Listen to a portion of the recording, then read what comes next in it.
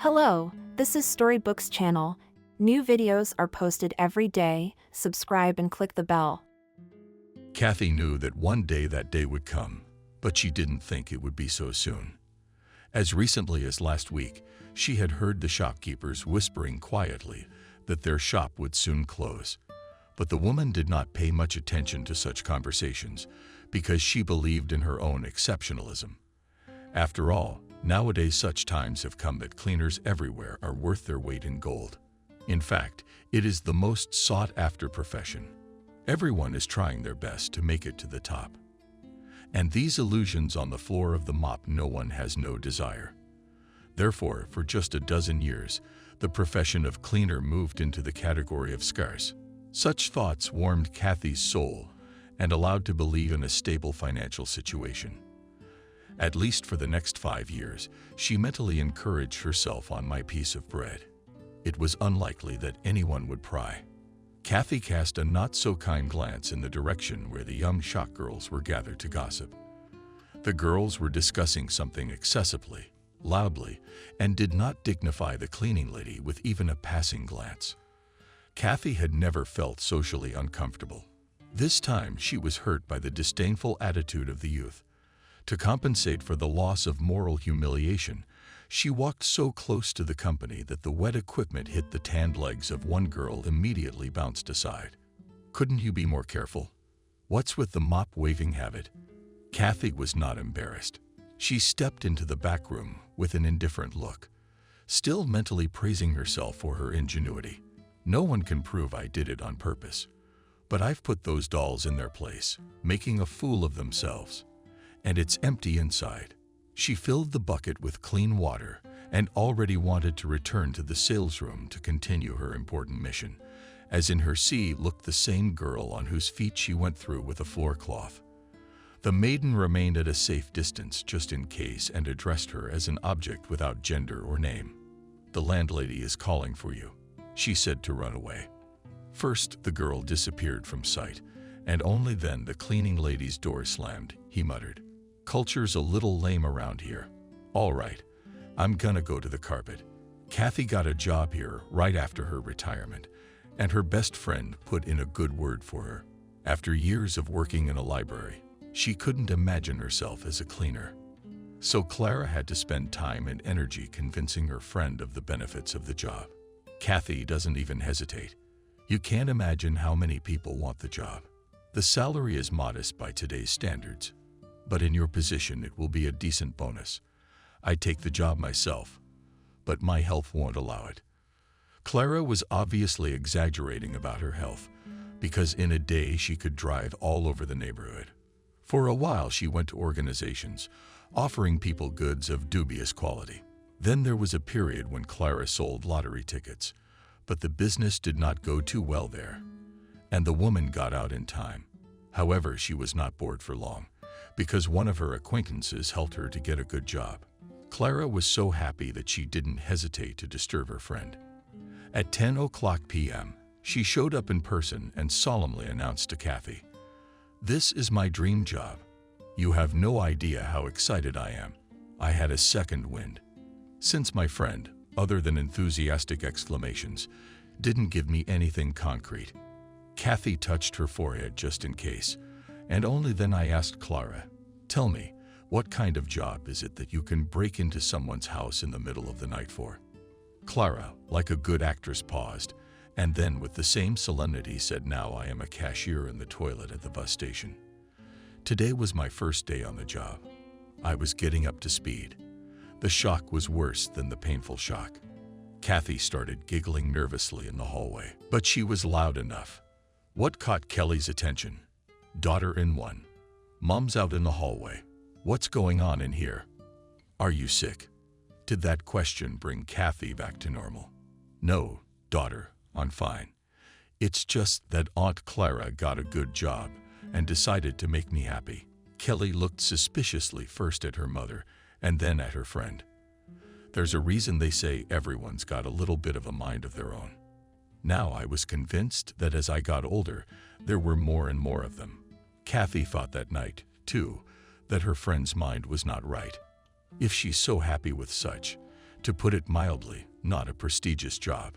But time has shown that prestige is nothing compared to the benefits. Clara always had good tips in addition to her main income. She could afford a manicure and styling once a week in the salon. Kathy had forgotten the last time she'd been to the hairdresser. She was used to denying herself a lot of things because there was always a catastrophic lack of money in the house. That's why she'd stuck to her job at the store with all her four limbs. Everything for the home. The outlet was located near the apartment complex where she lived, which was also a big plus.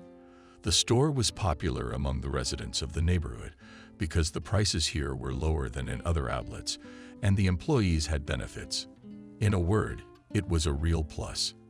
Except for the hostess. Wendy was a rather unpleasant person, and the store's employees were frankly terrified of her. But Mrs. Kulik had a special, one might even say, friendly relationship with the cleaning lady. She was a woman with a man's character, early widowed and single-handedly made her way to success. She began with a trade in a tent, and now owns several trading sites. The home improvement store was the most profitable. Wendy had both age and a son and family to depend on, and was always sympathetic to the difficulties and life of her subordinate. And now, as soon as Wendy showed up at the doorstep of her office, "How were things going?" Kathy replied with a sigh, "Yes, it's bad, but we're getting by. I'm in the same situation. My son and daughter-in-law are getting on my nerves. If they could give them somewhere for a while, by God, I would gladly do it. I can't bear to carry them on my back." Kathy sat down carefully on the edge of the chair and politely acquiesced, though her fate with her mistress coincided in many ways. But there was a marked difference in rank. Therefore, during the visit of the cleaner tried not to violate the production etiquette. She had time to study Wendy's character well and knew that something important would follow the long preface. And indeed, after a lengthy overture, the main movement of the symphony with the resounding title, "A Woman's Misfortunes," began.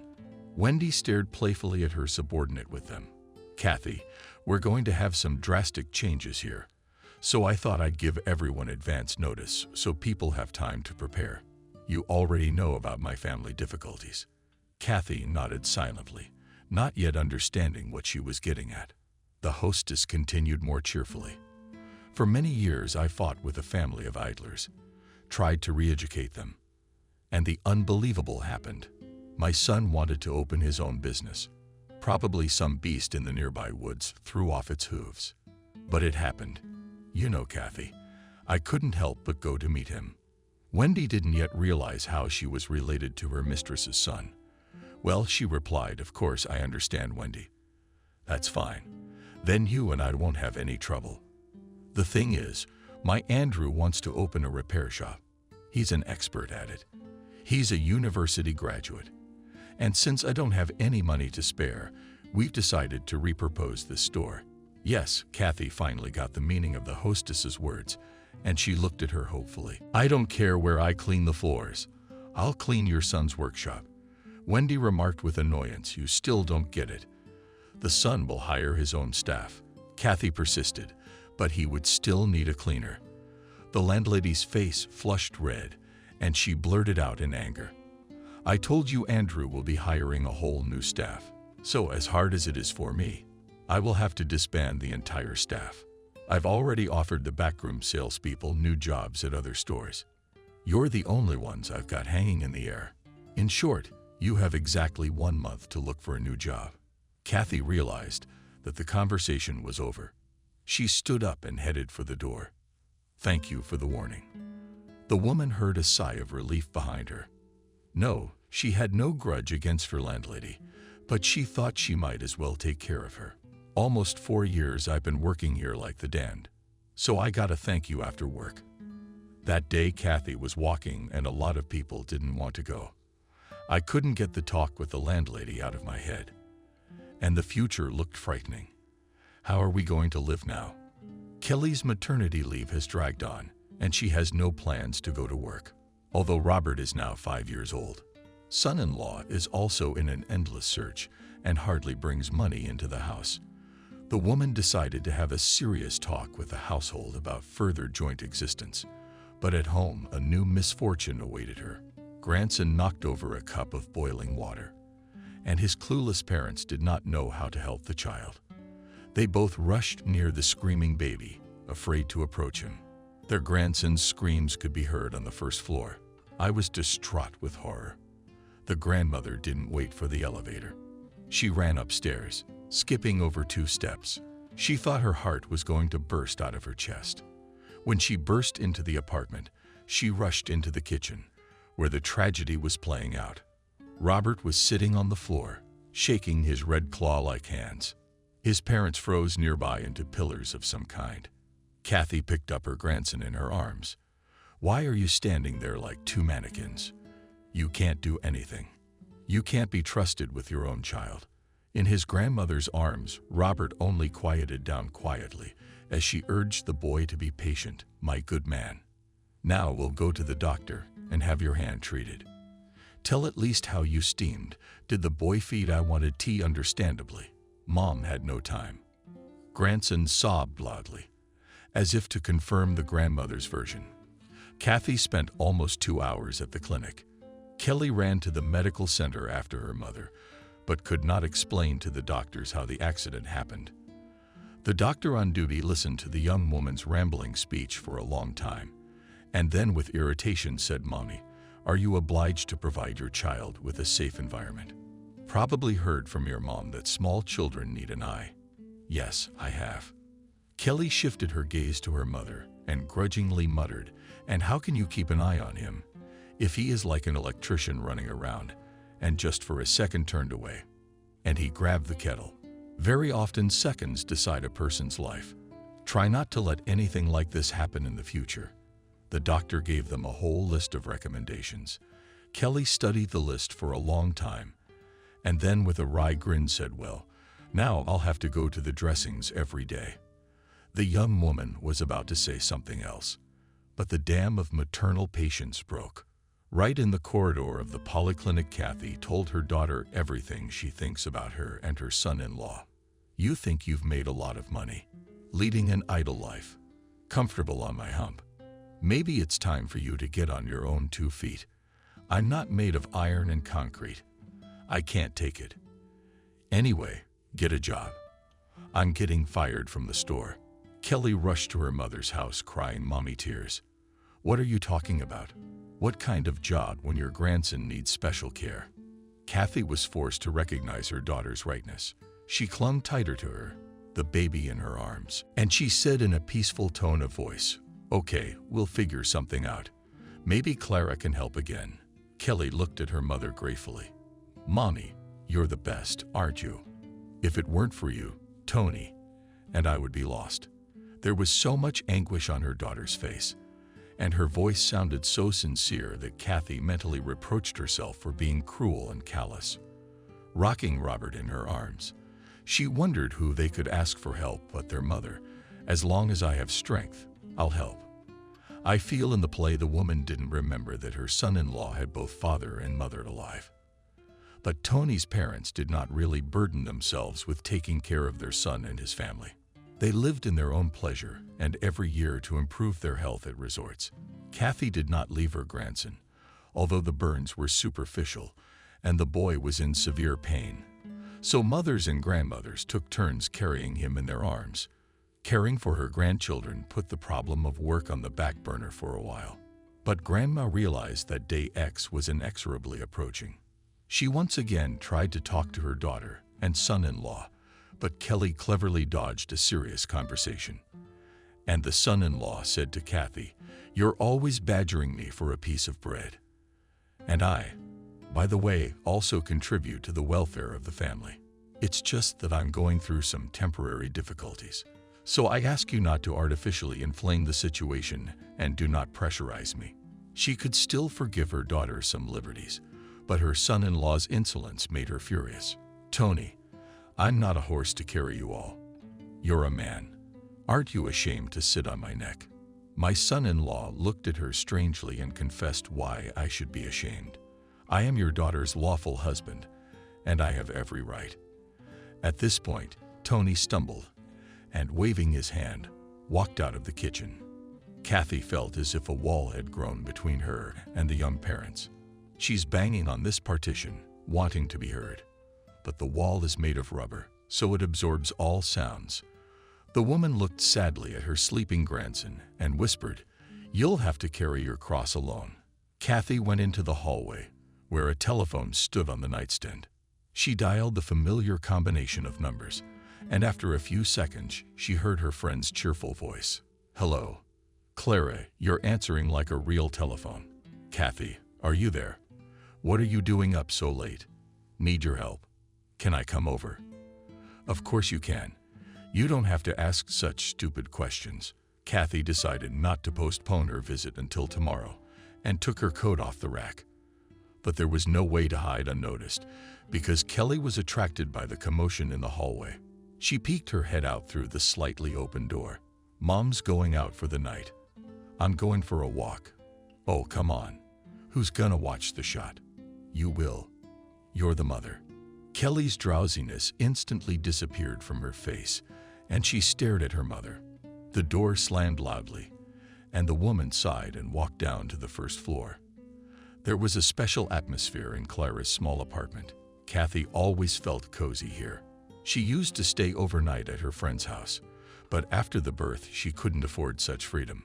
Probably for this reason, the meeting with her friend became so dear to Clara's heart fussed in the small kitchen. She ran from the stove to the table, saying, "Be patient, my friend. I'll be ready in a minute."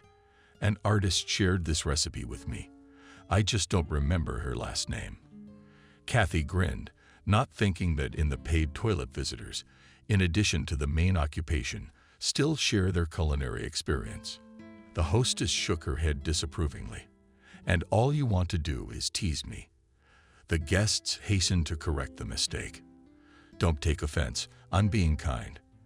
Especially now I am in such a position that frankly envy you." The mistress of the small buckskin squatted on the edge of the stools. "Kathy, come on, spit it out. What's up with you? Did you have a beef with the shopkeeper? I thought you and her were on good terms." "Yeah, Wendy and I are on good terms, but you know how accidents happen when you don't expect them." There was a suspicious aroma coming from the stove, and Clara rushed off to save her signature dish. "Oh, my pancakes almost burned." The woman deftly removed from the frying pan, ruddy, round, and put a plate with fragrant pastries in front of the guest. "Let's treat, because on an empty stomach conversation turns out to be boring. The trouble with you, Kathy, is that you don't think of yourself in the least. Hence the unfortunate result." Clara took a jar of jam out of the fridge. "It's an accompaniment to the pancakes." The guests ate with appetite. The hostess looked at her thoughtfully. "Kathy, your life has finally got to you.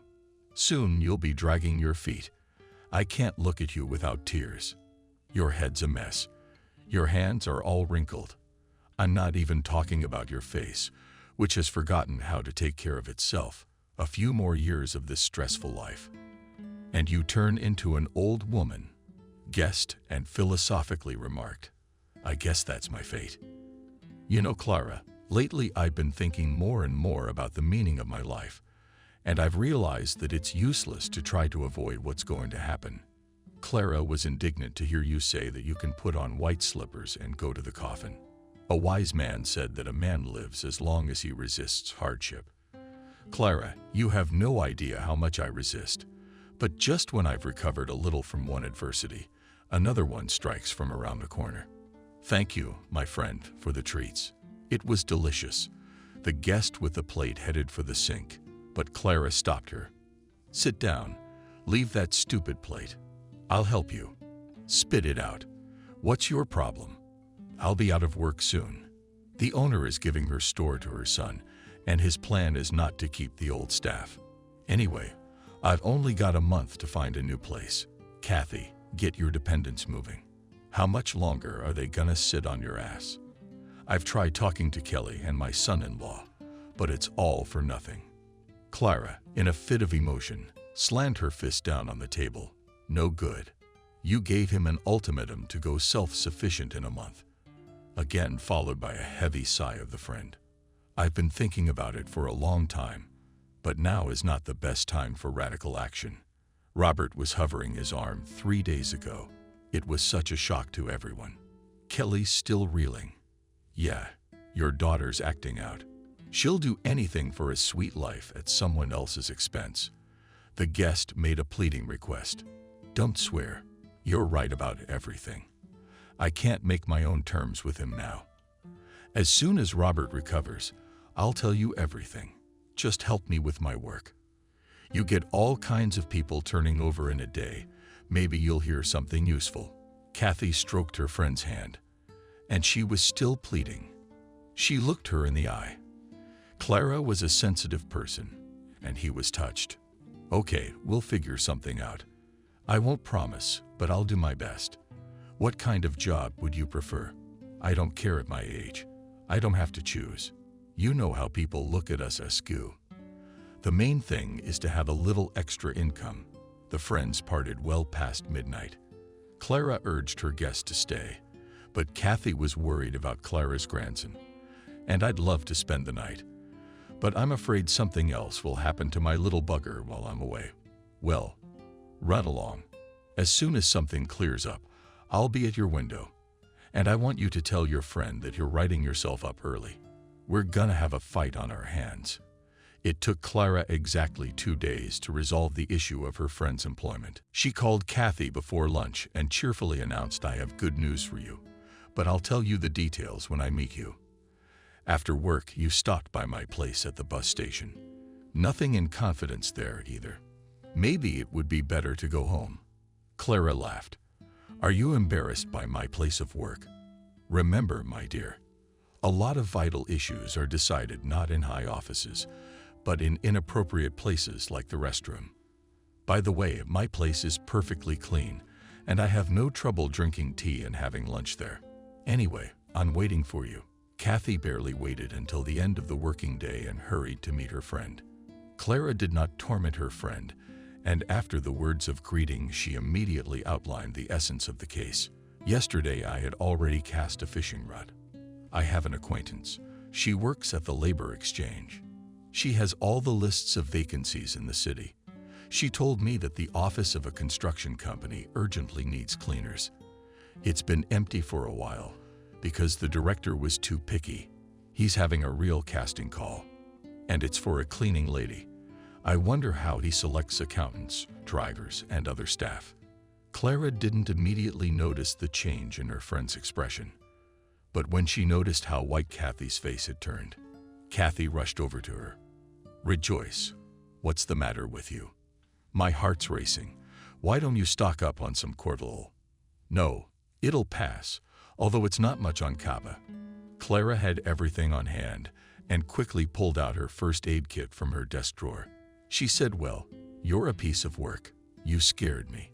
Wendy drank the medicine and returned the glass to its place. I'm sorry, I didn't mean to. It's just that my Kevin, my late husband, worked in this very formation. Clara grimaced and covered his mouth with the palm of his hand. Forgiven, Duja. I couldn't even think about it. We'll call it a night then. You shouldn't be in this office. Clara, wait. I don't have a choice. Soon the term my mistress gave me will expire. I'll be left with nothing. And I heard that after that incident, some oligarch bought this very apartment building with all its guts. Maybe I'm wrong, and there's another firm with the same name. No, that's right. A friend of mine told me the same story. The current owner of the company is one Horford. Does that name mean anything to you? Kathy thought for a moment, then shook her head no. No, it's the first time I've heard it. If you want, I'll find out the details. Don't, Clara. I'm stressing you out enough with my problems as it is. You find this office yourself and find out everything on the spot. Thank you for your help. You really are a true friend, and I'm very lucky to have such a lifesaver. The night city slept soundly, and Kathy found the deserted streets and thought about her fate. Though she felt a little better after the conversation, but somewhere very deep under her heart there was a thin thread of anxiety. No, she was not afraid for herself. Most of all, loving mother and grandmother worried about the future of her daughter and grandson. She mentally reproached herself. Kelly is not at all adapted to independent life. and that's my fault. I was always busy at work and didn't give enough time to my child." The inner voice immediately objected. "You had no other choice, Kathy, and stop beating yourself up." She tried not to make any noise in the hallway, but Kelly crawled out of her bedroom as soon as her mother crossed the threshold of the apartment. She whispered reproachfully, "Showing up, not forgotten. The child was loudly capering all evening, waiting for you." "It's nothing, daughter. I'll catch up tomorrow. I'm out for a reason. I'm still working." Kelly made a vague mooing sound and disappeared behind the bedroom door. Kathy tiptoed into her room. She couldn't sleep, tired though she was, because her memory kept jogging her memory of images from the past. Has life not spoiled her daughter with joys? But troubles fell on her from early childhood. She was the eldest in the family, and after her father left her for another woman, all the cares of her two younger brothers and sister fell on her fragile shoulders. To feed her children, her mother worked 2 jobs and went to the coven on weekends. She was a painter, plasterer. Those are always in demand. Camille often told her eldest daughter, "I'm an example, and go and study to be a painter. You'll always have a piece of bread." But her daughter had other plans for the future. She wanted to enter the library technical school. True, she dared not share her intentions with her mother because she had a very tough character. Neighbors and acquaintances about her said about her thigh iron nerves, steel stamina. She is a man in a woman's guise. Indeed, for many years Camille steadfastly endured all the difficulties of everyday life, but broke down when the most terrible for any mother grief fell on her with the loss of a child. No, Sam, the youngest in the family, did not die of an incurable disease. He literally disappeared when he and his mother were returning from the city on the electric train. At that time, they lived in a working-class village, which was almost close to the city limits. At that time, housing construction was going at an incredible pace, and the parents hoped to get an apartment in a new building. But my father never waited for this event and left for another family. So they got an apartment without him and his younger brother. But while the village was a separate settlement in the register, the most popular mode of transportation among its residents was the electric train. On that fateful day, Camille went with her young son to the clinic to have the child immunized. For the sake of this preventive measure, she had to take time off work, and the woman was very sad about it. She had her own clinic nearby. "No, it's in the way. They tore it down before its time. Now you have to travel to the city every month to get a certificate for kindergarten or to get vaccinated. And that's a full day's work for which no one will pay me." Kathy remembers offering to help her mother. "Mom, let me take Sam to the doctor. It's no trouble at all." Camille immediately rejected the offer. How can you be trusted with something so important? Will you open your mouth and lose the child, or will you get lost yourself? The woman, as if on her own misfortune. After visiting the children's clinic, she and her child again hurried to the train to get home early for running, and the woman forgot about everything in the world. When they got into the carriage, she urgently needed to excommunicate for a small need. She asked her neighbor to keep an eye on her. "Please take care of mine. I'll take care of it in a jiffy." The old woman gladly responded to the request. "Don't worry, I'll look after the boy." But when Camille returned, neither her son nor the woman was there. The train had made a brief stop during her absence, but the distraught mother didn't want to think that the stranger and her child had gotten off at that station. The baby was immediately reported missing to the police station. Sam was searched first in all the neighboring villages. Then the search expanded.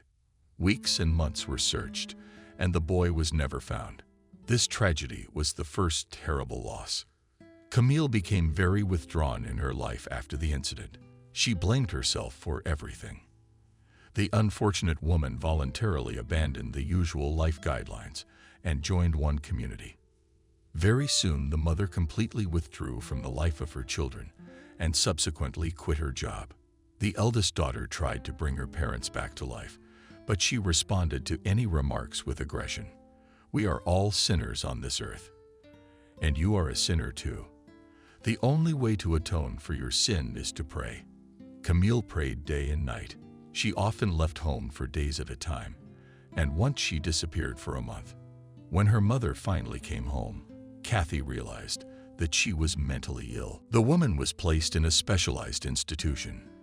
Periodically, there were improvements, and she was released home. But the lucid intervals were also short for the eldest daughter. They had to watch every step of the sick mother. It was good that by that time, they had already received a large apartment in a new neighborhood of the city, Workers' Settlement, in which the childhood years and youth flew by. Kathy ceased to exist. The younger brother and sister did not want to stay in the family nest and moved away in different directions. Soon Camille herself also passed away. She died at home on a quiet fall morning. Kathy made breakfast before work, as usual, and went to her mother's room. "Wake up, Camille. It's time for breakfast." But the call went unanswered. Her mother was lying on her side, covered head to toe with a blanket. Kathy rushed to the bedside, foreboding trouble. She tugged the blanket not yet fully, realizing the depth that befell her grief. She cried out, "Mommy, wake up. You're asleep, aren't you?" Camille's hands were still warm, and her daughter tearfully added to them. Life was slowly leaving the injured woman's body. Kathy didn't want to believe that she no longer had her mom. It was the second irreparable loss in her life. Her brother and sister didn't arrive until the day of the funeral. They stayed together the whole time and whispered about something. But Kathy was not content to watch her relatives. She put a lot of effort into seeing her mom off on her last journey with dignity. Thank you that there are still good people. Former neighbors in the village provided considerable help in organizing the funeral. Someone borrowed money.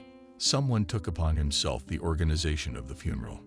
Many kind words were expressed to the orphaned ex-girlfriend. "Kathy, be strong. Time heals all wounds, and this pain will subside. Remember that you are not alone in this world, and contact us at any time. We will help you as much as we can." The girl wanted to hear the same words of support from her closest people, her sister and brother. But they were guests at the funeral ceremony, and did not even deign to buy flowers to lay on Miranda's mother's grave. Kathy's sister lowered her eyes and tried to explain the oversight.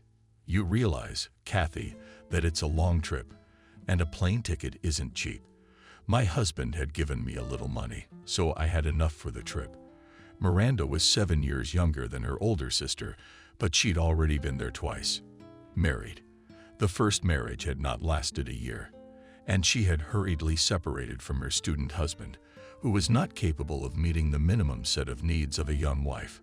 Just a few months after the divorce, Miranda married her boss. She proudly told her older sister that the man had left his wife and child for her. Kathy was horrified by this admission. "Miranda, you must know that you can never build your own personal happiness on someone else's misfortune.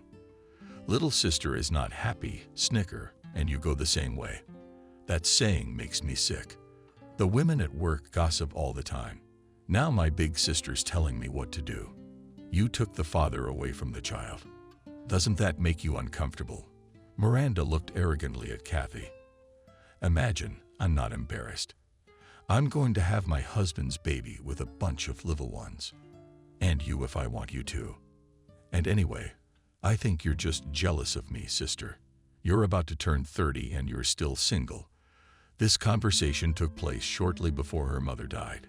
Kathy had the desire to hit her little sister on the knee of the pilot, but she held back. Then the resentment against Miranda passed, and she was genuinely glad that she had come to the funeral. But when her sister confided to her about the lack of money, Kathy didn't hesitate to reach into her purse. She scooped out the rest of the money and handed it to her sister Miranda. "I've already spent a lot, there's not much left. I think you'll have enough for the return trip." The sister counted the money and didn't even thank Kathy. After the wake, when everyone had gone, Miranda started from afar. "Sis, you must forgive Frank and me for having this unpleasant conversation at a time like this. But we need to finalize some details before we leave." Kathy was doing the dishes at that moment. Her younger sister's words made her wary. She turned off the water and looked at her brother, who sat at the table with a blank expression. It was hard to guess what the conversation would be about, but Kathy was deliberately delaying the moment. We haven't seen each other much lately. My mother often thought of you. She was waiting for you to come home, wasn't she? Miranda, Kathy, your story sounds like fiction. Our mommy was in and out of the hospital. How could she remember anything or anyone? By the way, my husband still doesn't know that my mother has had problems. I'm afraid if he finds out, he'll put me out on the street. He's turned and hereditary. Frank still remained silent. Kathy found her sister's statement sacrilegious. Miranda, how can you say that? You know very well that Mom's problems started after Sam disappeared. Sister waved her hand carelessly. Oh, when was that? Those are all excuses from early childhood. I remember our mom was often out of sorts, or an idea before she could open her mouth. Frank finally spoke up from his corner. Guys, stop fighting. Let's discuss the main issue quickly and get on with it. Kathy asked with a grin if you've come to divide the inheritance. I can't wait. Miranda glared angrily, and Frank blushed to the top of his head. Kathy, you can think what you want. That's your right. But it's a question that begs to be asked. After all, the apartment was for everyone, and Miranda and I have every right to our share. And how much do you want for your parts? If I understand you correctly, you don't intend to live here. Miranda nodded affirmatively and said the amount. And then she added, if you don't have the money, can you sell the apartment or divide everything equally? Or is the idea not without mockery? Asked you, sis, do not throw up. You just show up like that and demand your share. When my mother's body was still warm, you didn't lift a finger to help me. Frank had already recovered and spoke in a mentor's tone. But there is a law, and it stipulates I know the law as well as you do. In 6 months, we'll settle this matter. Right now, he's failing both. The brother and sister were bewildered by such an impetus. They stomped around in the kitchen for a while. And then we left for the train station without saying goodbye to Big Sister. After they left, Kathy wondered for a long time what to do. But a coworker at the library advised Kathy, don't go after your relatives. I advise you to find a good lawyer and take the matter of inheritance to court. Be sure to attach all statements from the hospital where your mother was treated. With the competent conduct of the case, we'll be able to prove that your brother and sister are unworthy heirs. Of course, her conscience wouldn't allow her to take such a step. She had already begun to look for favorable options for sale or exchange when she met Kevin. The young foreman came to the library and asked embarrassedly, please help me. I'm at a complete loss. Kathy was just tidying up the card catalog, and the persistent visitor irritated her. And how can I help you? You see, we have a seminar at work next week, and the boss ordered me to prepare the text of the speech. I've never participated in such events, so I don't even know where to start. I'm not a public person at all, and I get lost in public. The boy suddenly smiled, and 2 dimples appeared on his cheeks. Kathy felt ashamed of her unfriendly tone, and she said in a different way, the only thing I can offer you is newspapers. Every industry has its own publications where you can get useful information. Of course, I am not an expert in the field of construction, although my mother has worked in construction all her life. The visitors immediately became animated, so word by word, and a rapport was established between the young people that day. Kathy first learned about the existence of a construction organization called Gill Construction. Her new acquaintance, Kevin, spoke passionately about his work. The young man was a hereditary builder and was proud to carry on his father's and grandfather's work, but he had obvious pronunciation problems, so Kathy helped him to compose his speech. Kevin never got the chance to demonstrate his oratorical skills. The boss took the prepared texts from him and patted him on the shoulder. Thank you, Kevin. I will not forget your help. The young foreman was shocked and intended to assert his rights. Jacob, that's not fair. I spent half the day in the library. I even had a girl helping me write my speech. The warden clapped the guys on the shoulder again, but harder. See what a good assignment I gave you, so you should thank me again. I take the text for myself, and I wish you to continue your pleasant acquaintance with the girl. And don't take offense at me. Your moment of glory is still ahead of you because you're young. My time is strictly limited. Kevin had no choice but to accept that. He didn't want to argue with his superiors because these were troubled times, and those who expressed dissatisfaction could be quickly put out on the street. For this reason, most of the workers kept quiet, hiding shortcomings and even serious violations of standards. Construction, of course, also kept wages, which at all times construction workers had much higher salaries than employees and ordinary laborers. Kevin did not tell his future wife about his professional problems, but Kathy immediately felt that jeans were her destiny.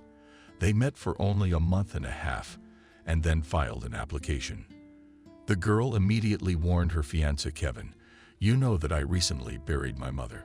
So we shouldn't have a noisy wedding, and I don't want people judging me about that. Don't worry about it. I don't like unnecessary entourage myself. After all, marital happiness doesn't depend on how much you spend on your wedding." Before the wedding, Kevin moved into his future wife's apartment. Kathy had forgotten all about her sister and brother, but Miranda remembered her inheritance and was not going to give up her share to anyone. She showed up just on the day when the newlyweds put their signatures in the registry office and decided to celebrate an important event in their lives with a small feast for two. And at the most crucial moment, the bell rang. Kathy rushed into the hallway. It was probably the neighbor who wanted to congratulate us, but it was Miranda. The sister was wearing an expensive sheepskin coat and a mink hat with fur trim. Without waiting for an invitation, she walked into the kitchen. "Oh, you have a sister here. There's a party going on. What's the occasion?" The last thing Kathy wanted to see on this special day was her sister. She answered her very dryly. "It's none of your business. Why are you here?" Miranda whistled. "Oh, how did you speak?" She walked to the table and poured herself some champagne. Miranda didn't like the drink, and she grimaced. "How can you drink such a thing?" But the low-quality drink still worked on the young woman, and after a small amount of his drink, the younger sister noticed that there was another person present in the kitchen besides herself and Kathy. She pointed a strong finger at Kevin with her manicured nails. "What's that frame?" "Nothing. That's the kind of guy you're with." Kathy wasn't going to stand for her sister's insolence. She took the bottle from her guest and said loudly, "That's my husband. Couldn't you have told me you were coming?" Miranda stared at Gino again. "Sis, is your husband aware that this apartment is not your sole property?" Kevin decided to teach her relative a lesson in politeness. "I hate to remind you, Miranda, that discussing a man in his own presence is highly unbecoming. Such behavior is considered mauvais." Miranda grimaced. "What's what? You've picked up a few words somewhere, you fancy words.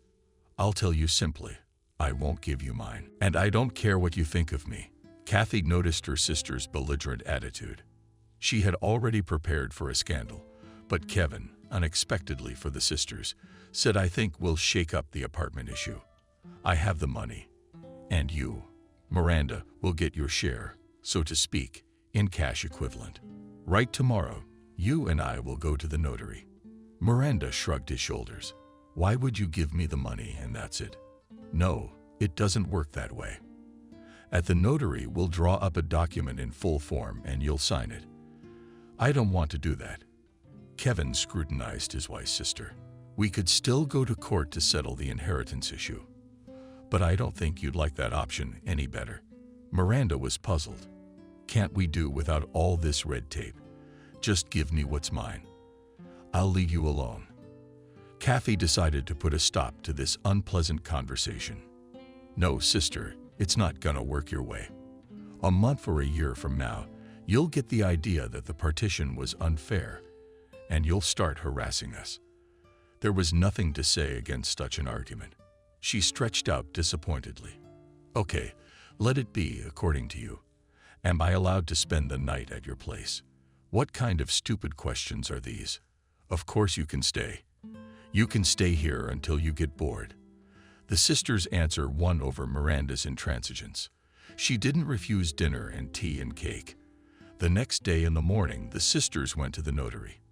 But it turned out that for the final solution of the inheritance issue, the personal presence of the younger brother was still needed. So Miranda left with nothing. On the day appointed by the lawyers, the sister came again with Frank. The brother immediately abandoned his claim to his part in favor of the older sister. He explained his action in a way that confused me. It was kind of embarrassing at the time. "I want to apologize to you, sister. You took care of us instead of Mom. I acted like an asshole. I'm sorry." Kathy was touched by her brother's confession. Miranda, on the other hand, appreciated his act as a personal revenge, not shying away from anyone. She lashed out at the guy, sitting there, who was damaged as a child. "He still is. Who put you up to this? You just came right out and said it. I mean, you could have given up your part of it in my favor, and I'll never forgive you for that." So sister and brother parted as enemies. But after all the paperwork, the problem with the apartment was finally solved. Later, the spouses privatized the housing, so that from now on there were no collisions. Family life of the Wendy couple quietly flowed, overcoming domestic troubles. Money was enough not only for a trouble-free life, but also for an annual vacation. Kevin was appointed site manager and began to think about his own business. He once shared his plans with his wife, Kathy. "I haven't told anyone yet. You're the first one I've had enough of depending on others. I want to work for myself." The young woman always supported her husband. Then she felt a strange uneasiness. "Kevin, well, you know better than I do that the construction business is the most difficult and the most dangerous direction." Her husband laughed. "Have you been reading detective stories in your library? Many of my acquaintances have successfully mastered this business. One of my fellow students at the Institute opened an office abroad. The main thing is to do everything within the law, and you won't get in trouble." Kevin, charged with new ideas, and began to appear at home only closer to night. Kathy did not work for fate and told her little daughter, "Our daddy will soon earn even more money, and we will all go on a trip together." The couple had long dreamed of visiting the most interesting places on the planet, and the nearest vacation wanted to spend in Thailand. But these plans were not destined to come true. One frosty December day, a disaster happened. Kevin and several other workers were crushed at the construction site by a concrete slab that burst from the crane. His wife was only informed of the accident in the morning.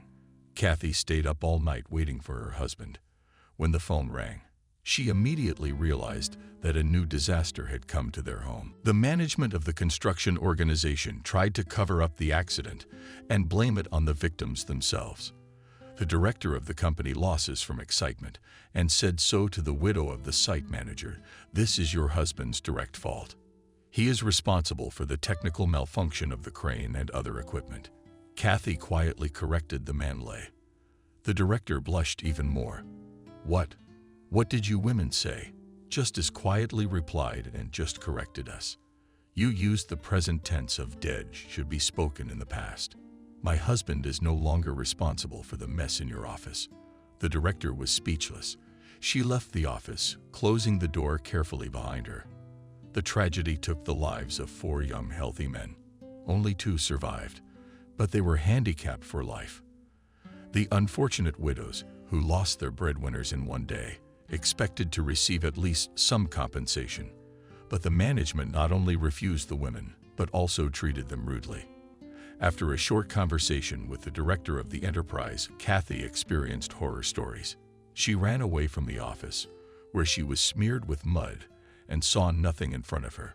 There was only one desire: to get away from this place and forget about the existence of this system forever. In the mind of a young woman, and confused everything, and she saw nothing in front of her. Kathy almost ran to the middle of the roadway when someone's tenacious hand grabbed her, and a woman's voice yelled right in her ear foolishly, "Where are you going? Have you had enough of life?" This shout had the effect of a bucket of ice water. Kathy came to her senses and was shaken with terror. She looked gratefully at the woman who had saved her from imminent death. Since that memorable day, they had hardly been apart. Clara had also had her own tragedy in life. Her husband died just a month after the wedding. The woman never told anyone the details of that accident. Even Kathy, she did not initiate wisely, noting, "Kathy, you have your own troubles to deal with. Why do you need more of my problems?" Trust me, it's over. It's gone. I may regret some things now, but it's too late to fix them. It was only years later that Kathy realized that her friend regretted not letting herself be happy.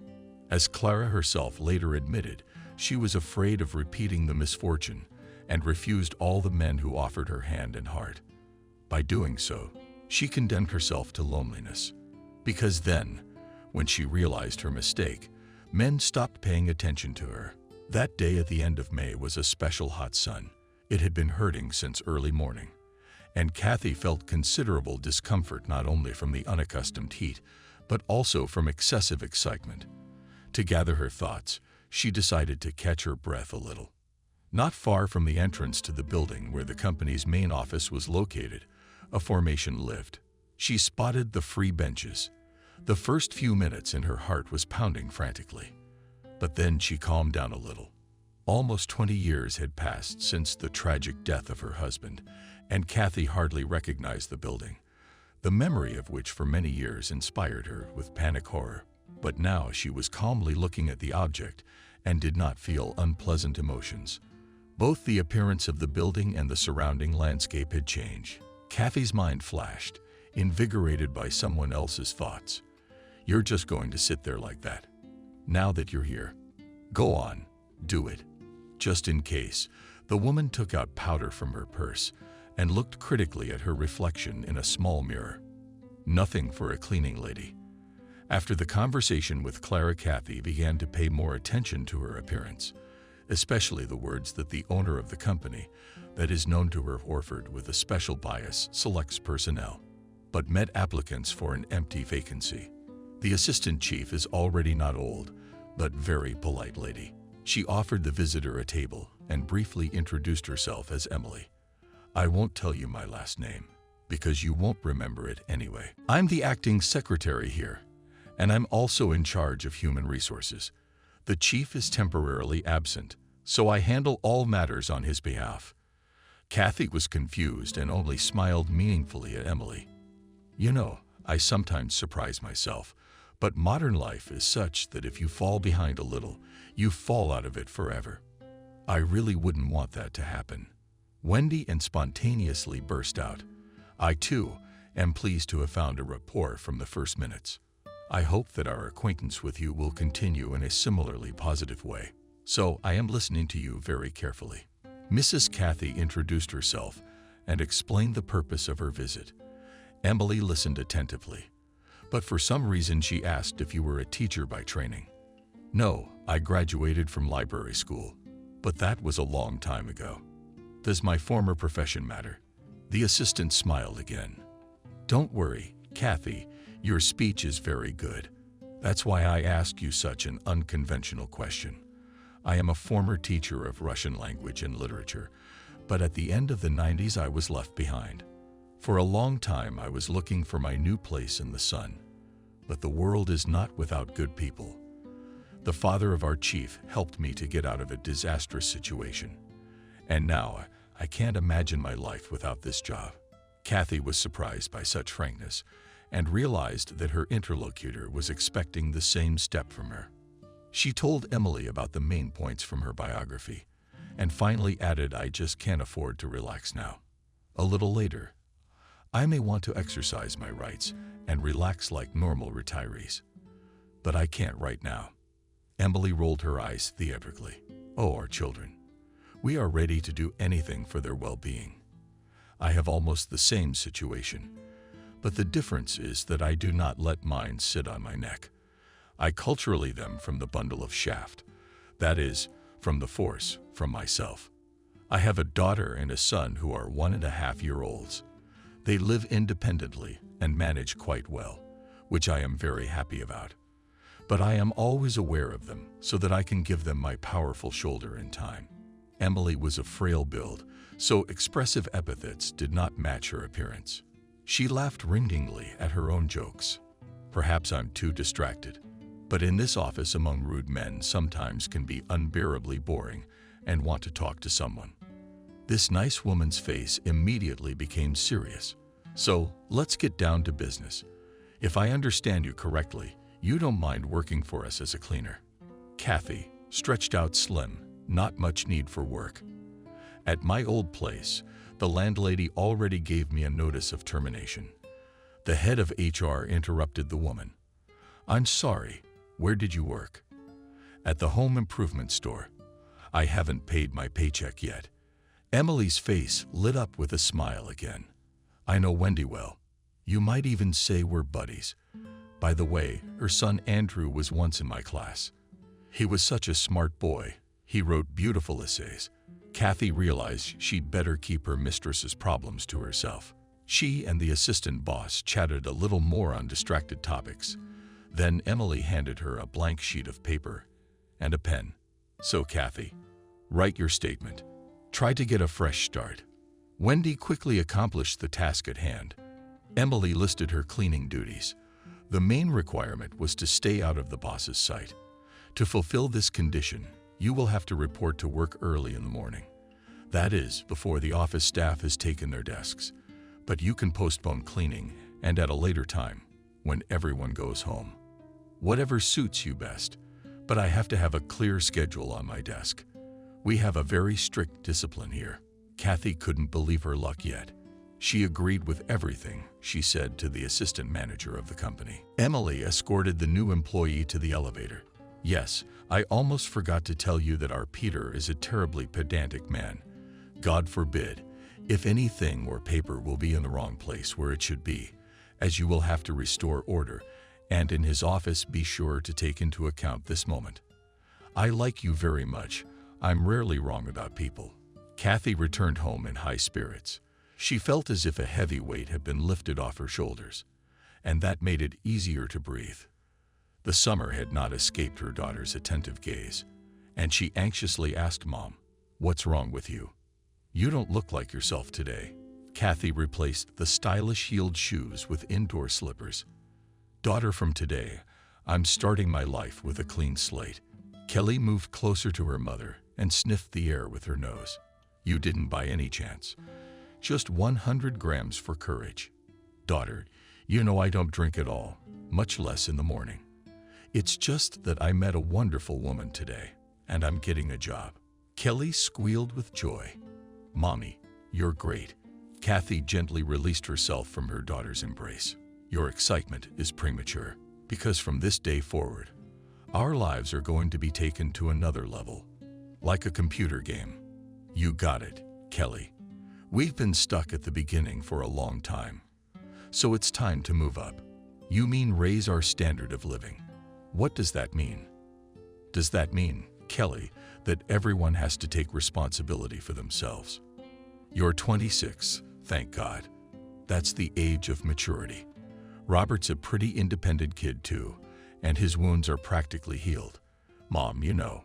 Kathy forcefully drew her daughter to her.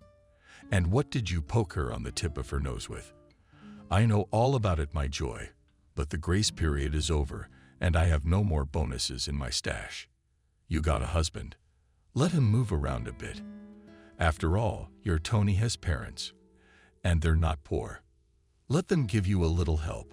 I'm not the only one who's torn." There were sobs. These sounds meant that the daughter used her most effective tool to influence her mother. Mommy, that's so cruel of you. We need at least a little time to prepare." The positive mood as ethereal substances began to fade away, and it was replaced by a familiar tiredness. Kathy, by an effort of will, drove the gloomy gloom away from herself and rather sharply said to Kelly, "Stop whining. You and Tony have had 6 whole years to prepare, but you've been doing other things. You thought I was going to drag this out forever. No, my darlings, I think you're familiar with the phrase, no translation necessary. But for purely human reasons, I'll give you exactly 1 month." There was horror in her daughter's eyes.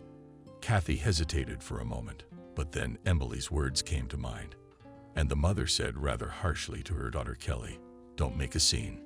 You're not doing so well today. I'm gonna give you some feminine advice. Kick your husband's ass, or find another life partner. A normal man should provide for his family, not live off me. Why are you so upset? I'm not chasing you to the street. Live, but pay for all the pleasures yourself." Kathy admired her courage. If she had a tambourine in her hands at the moment, she would have hit it with all her might. Kelly stood still and looked hopefully at her mother. "Mommy, what about Robert?" "Kelly, this is just another attempt at a pet peeve. You're wasting your time because it doesn't work on me anymore. Besides, it's not like I'm giving up my grandmotherly duties. Everything remains in the same place, except for the change in your status from slackers to employed. I've made myself clear, Kelly. I've remained silent. There's nowhere for me to understand." Kathy headed to her room to rest after a busy day. Kelly stood pondering in the middle of the kitchen for a long time. She tried to figure out what her mother's ultimatum would mean. Her thoughts jumbled in a rapid whirl. But at one turn, one thought drifted out of orbit. "Kelly, you have to cook dinner with your mom tonight. Then you have to move Robert's stuff and take him for a walk." God, this is awful. I can't take it. This day was also a turning point for Kelly and her family. In the evening, when Tony was in his usual amorphous state, his spouse made a number of complaints to him. But from all the flow of beautiful and not so beautiful words, the young man realized that Lafa for him ended. For the first time in years of married life, Tony did not sleep at night. He was trying to solve the dilemma of accepting his wife's conditions and go tomorrow to look for a job or find another more cooperative life partner. The second option chronic slackers canceled at once. He realized that to love his wife, perhaps his love is not like everyone else's, but certain loves Kelly and Robert. Doomedly he whispered he'd have to look for work. That was the last living thought. And then Tony fell into a sweet slumber. Summer had slipped by, and the first harbingers of fall were in the air. The smell of white leaves and high humidity. But Kathy didn't notice these changes because her life was back to normal. She quickly settled into her new job, and after a week, she was handing over the morning and evening shifts. Emily approved of this arrangement. "Good for you. You have chosen a rational solution for yourself, and it is convenient for me to coordinate the work of the office." By the way, Peter immediately noticed that his office was cleaner. He even asked me to thank you on his behalf, which I'm happy to do. The first praise hit the woman, and she shared this joy with her friend. Clara remarked reasonably, "See how fortunate I am to have found you a job. But don't get too excited. This Horford is a dark horse. He's a mood man, and there's no telling what will pop into his head tomorrow." The hopeless situation in the house has moved on. How Kathy called her daughter and son-in-law behind her eyes, dropped their window panes. For a couple of weeks, they did not speak to her, expressing their displeasure in this way. But then the game of silence bored them. One evening, her son-in-law met her in the hallway. "Kathy, I want you to know that I'm already working. They promised me a small advance." "Very good, Tony." The woman felt that words of approval were never too much to ask. Let Tony know that she is not his enemy and rejoice in his success. About all the recent events and the seasons, Kathy thought while relaxing in the yard near the playground. Suddenly, she caught herself thinking that lately she has been thinking that youth is also like a warm summer and that it flies by in an instant before you know it. Old age is already on the threshold.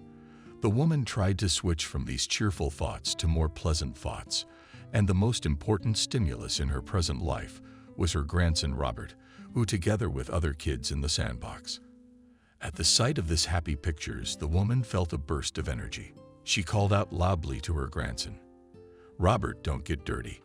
You have not forgotten that we were going to go to the park with you." The boy quickly jumped out of the sandbox and at first wanted to wipe his hands on his jeans, but then changed his mind. "Grandma, but my hands are dirty. How can I go to the park like this? Everyone will say I'm from scratch." Kathy reassured the child. "It's fixable. We'll clean it up." She got some wet wipes out of her purse. "Give me your hands. Grandma's doing a good job on you, palm to palm. We don't have to go home for this." The boy's plump lips stretched into a satisfied smile. "No, we'd better go to the fountain, and we can wash up there. Robert, if everyone starts washing fantasies, hands and feet, then it will be a mess." "How's Daddy at work?" The woman's hand, along with her napkin, froze in midair. Your daddy used to say that. Yeah, and he also said that this job sucks, and he's not a slave on a plantation to bend over backwards for little pay. Kathy decided it was not worth questioning her grandson further, but in her plan, which she had always kept in her mind, she made a point of educating her parents. Robert's parents. The woman thought, can we discuss such matters in front of the child? And then we grab our heads. We wonder where the little ones learned such words. Robert looked at his grandmother expectantly because his hands were still covered with a layer of sand. Kathy looked up. Robert, you've got me all in a tizzy with your fountain. After a thorough hygienic procedure, the grandmother and her grandson went to the park. In this favorite recreation place of the citizens recently underwent a large-scale reconstruction, after which the park began to look even more attractive to saturate the site. The administration decided to restore slides, swings, and a miniature fairy tale city. Older kids could practice their climbing skills on Robert's warehouse or have competitions between scooter boxes or skateboard bandits. Robert had grown up a lively child from an early age, and it was moving types of entertainment that appealed to him. Kathy was not surprised when her grandson dragged her to the far corner of the park. Grandma, let's go there first, and then you can buy me ice cream. Okay, Robert, today I'll fulfill your every wish, but only you don't take a step away from me. The boy was willing to do anything just to gawk at the virtuoso guys who were racing their socks, going up and down with cosmic speed. Robert was not alone in his desire, and a dozen or two spectators of various ages gathered near the low fence. Spurred on with the general interest, the athletes decided to demonstrate the aerobatics to the public. Robert quickly found a fellow hobby boy of about the same age with long windows. The unusual hairstyle made the child look like a little prince or a page of His Majesty.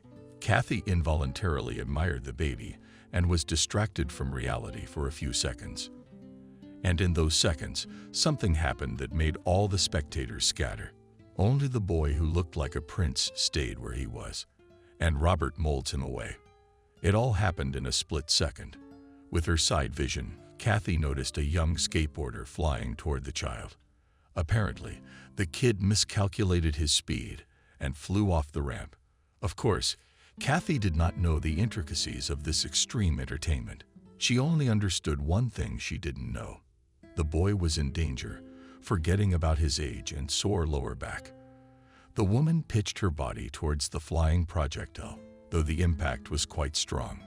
Kathy kept herself on her feet. She cradled the crying boy to her, and Robert in a pitiful voice asked, "Grandma, you're in a lot of pain." It didn't come to her at once. What was he asking? As calmly as possible, she answered, "I'm not hurt at all." The grandson, choking with delight, began to tell what he saw from the outside. He was flying so fast. "I'll tell Daddy tonight. You're a real lifeguard, just like in the cartoon." Someone behind me touched Kathy's shoulder. "Woman, you're all right. If it wasn't for you, the boy's head would have been blown off. That's the kind of fun you can only have behind an iron net." The culprit of the accident with his vehicle disappeared behind the trees, and the unknown boy still pressed, "Sekli and children, Sergeyevna."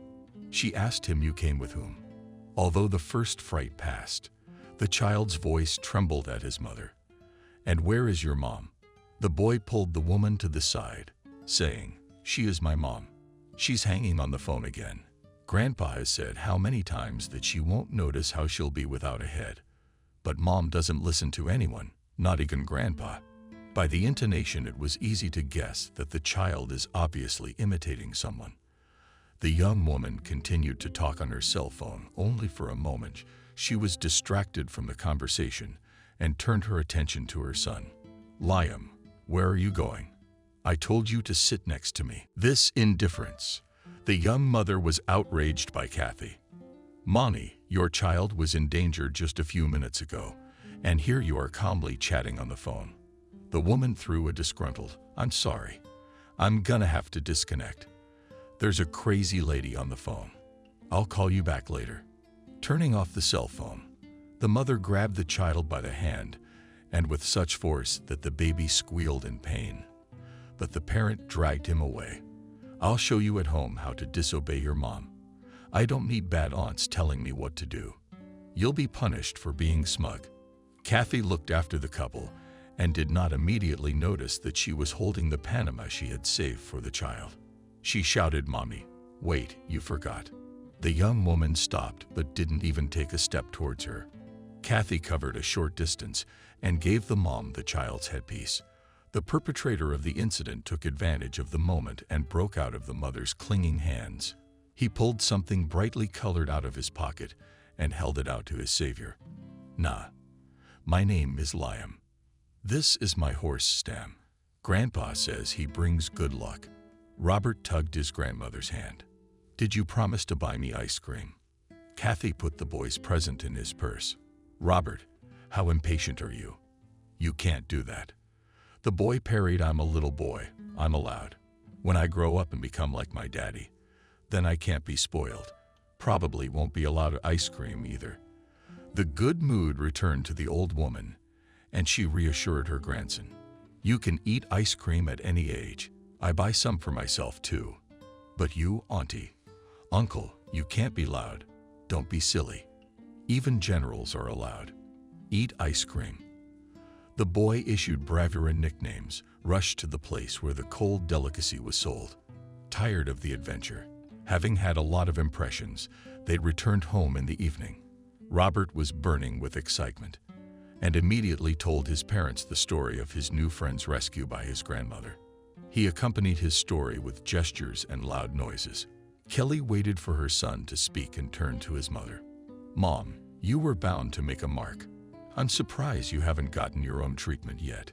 Kathy lost her back. "It's probably gonna bruise. That thing hit me in the back. Good thing the guy riding it jumped off before the collision."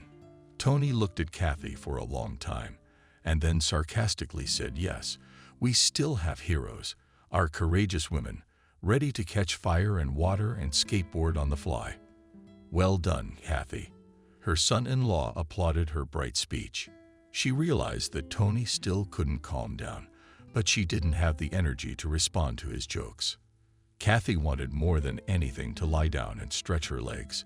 She had already settled into bed and was in the mood for sleep when she suddenly remembered about little Pavlik's present, getting his face everywhere from the bag. The woman awed. It couldn't be. No, it didn't just seem like it. Drowsiness was removed as with a hand, and before the eyes became cloudy, it was as if she'd been caught in a fog. The first thing that came out of the past was a song that sounded like her daughter. Mom used to sing such an unusual lullaby to the younger children. She sat clutching an old toy in the palm of her hand. It seemed to her that time stood still as a black shadow on the windowsill. An unpleasant nausea rolled up to her throat with every breath. And to get rid of this discomfort, the new-feeling woman opened the window. A cold fall wind blew into the studio room, stoking her imagination. "Is it just me, or am I really going crazy?" Kathy remembered her mother, who had passed away so early in life, and whispered how this toy could have gotten to the boy. Could it be a replica? She began to examine the wooden whistling cradle made in the shape of a cognac again with partiality. No, it's not a copy. It's the same icon that. The wheel of time turned abruptly, and Kathy was back in the working village where her childhood had flown by. The main attraction of their place was her grandfather. No one knew the surname and patronymic of this elderly man, but there were legends about his heroic past. Some even claimed that Trevor was the commander of a guerrilla unit and was awarded the Hero's Star. However, no one ever saw this award either. The old man was strange and led a secluded life. He went for a walk every day in company with a pink piglet. The pig had a dog leash around his neck, and Trevor gave him commands to represent the people, standing firm as you beg for food for now. Now, my boy, say hello to everyone. Surprisingly, the piggy obeyed all his master's commands. Trevor would only put on such a show on big occasions. After demonstrating the skills of his pet, he went to the beer bar, where he disappeared until closing time. Often drunk, the old man organized a small debauch, But the guards did not take the old man away. They felt sorry for him. It's all right. Let the old man get a little rowdy. He deserves it.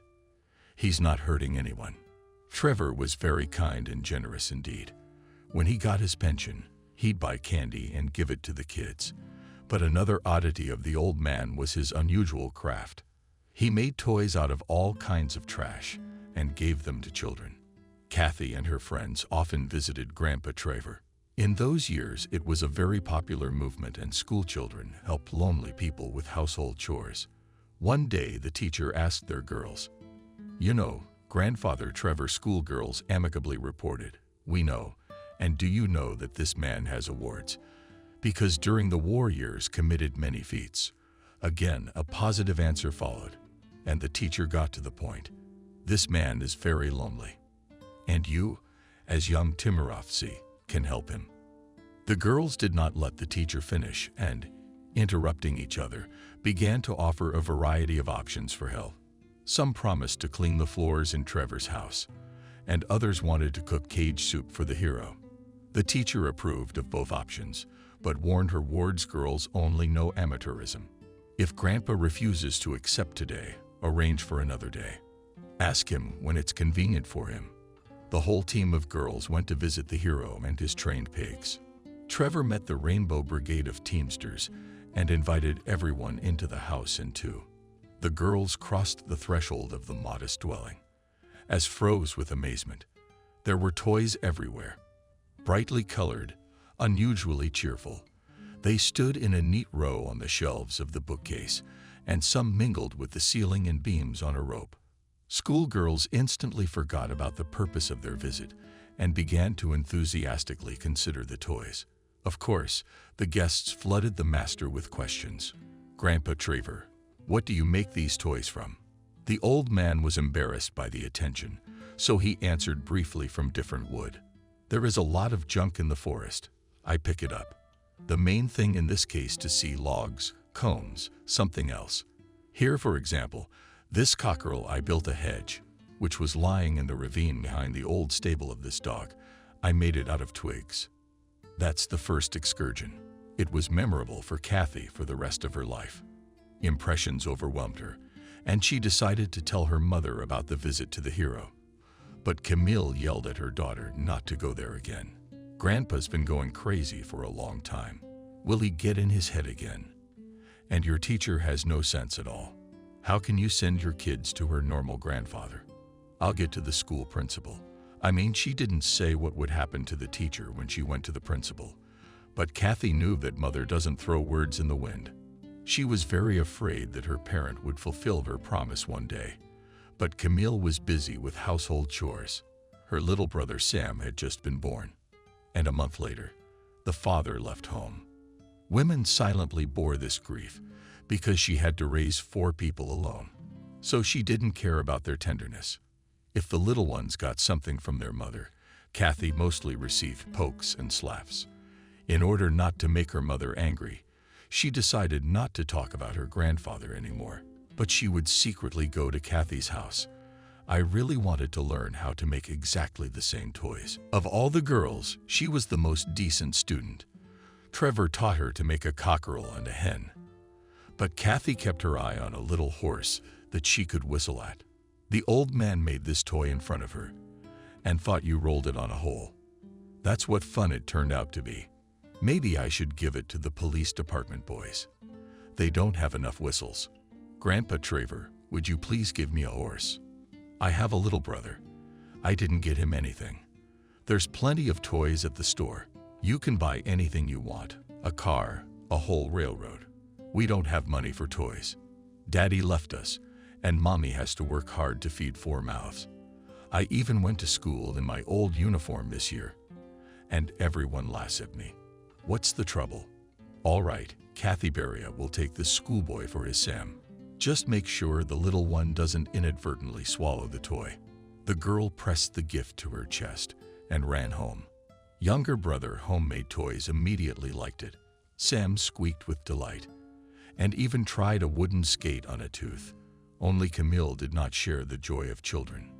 Her face was darker than a cloud, and she looked menacingly at her daughter. "You didn't listen to me after all. What are you standing there for?" Kathy did not make excuses, but boldly looked her mother straight in the eyes. "He's good, and everything they say about him is a lie." Suddenly, the mother laughed. "You're such a protector. Okay, tomorrow you'll go to your grandfather's house. Take him some pie.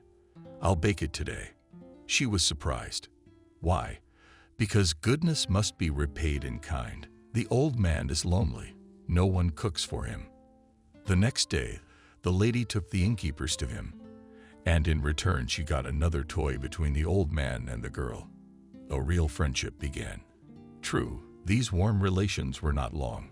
One day during another visit, Kathy found the old man crying.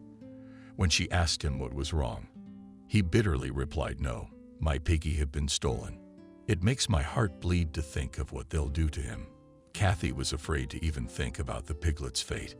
Without thinking, she organized her girls. They went to look for the missing animals. The schoolgirls went all over the village, but no one had seen the trained pigs. The old man was so bored that he abandoned his craft.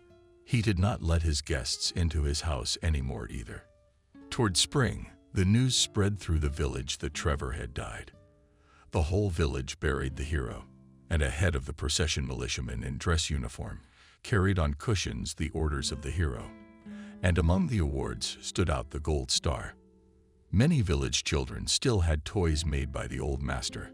After Piglet disappeared, the old man gave away all his cocks and kitties to the children. Sam did not part with his schoolboy even when he grew a little older. He was only 2 years old when he learned to whistle a beep. Most of all amazed the boy. He often gave concerts at home for his sisters and brother. Camille did not interfere with the young talent. On the contrary, she tearfully watched the youngest son and said all in his father's father is just as rambunctious. That day, when Sam went with his mother to the city to see a doctor, he took with him his favorite skate, along with a toy brother disappeared without a trace. More than 40 years have passed since then, but Kathy remembers that fateful day forever. She even remembers what the morning had covered. There was a light rain, and her mother forgot to bring an umbrella. Kathy walked them to the parting and wanted to run home to get the umbrella. But Camille told her not to come back. "It's bad luck. We don't sugarcoat the pile. We don't give out in the rain." The weather improved by noon, but Mom came home alone. It was noticeably brighter outside the window. Kathy still sat as she was, fixing her gaze into the misty distance. In her hand was a burgundy-colored wooden horse. She thought that this color was inappropriate for such an animal, whereas such also painted the toy in an inappropriate color, and with a smile explained to her the blue bird that dreams come true. "I have a blue horse. I'd love to paint him a different color, but I've run out of paint. Only blue is left." Memories of the past calmed and soured the soul of the young woman a little. She realized that she had to find the boy Liam and find out from his mother how the unique toy fell into their hands. Clara has tried different professions in her long life.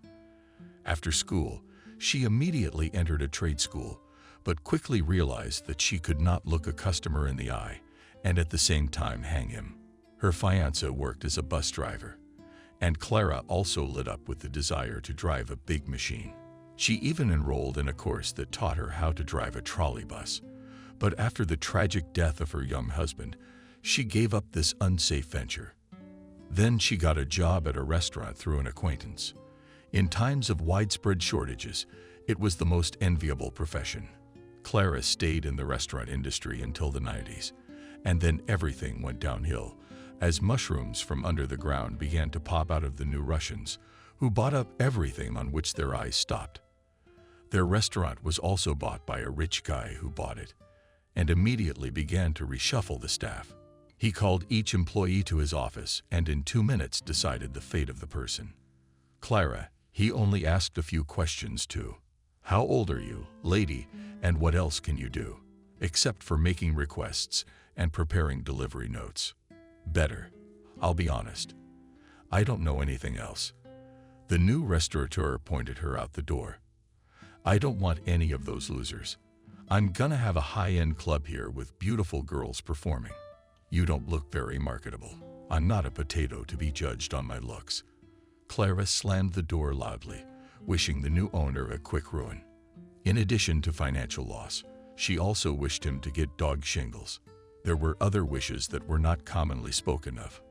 What happened to that creep? Clara doesn't know, but she heard that the restaurant she worked at lost customers and went bankrupt. The safety cushion she built up over the years didn't last long. Endless monetary reforms had done solid damage to her wealth. There was a period when she was supported, so she was happy for any job. Once again, former connections helped.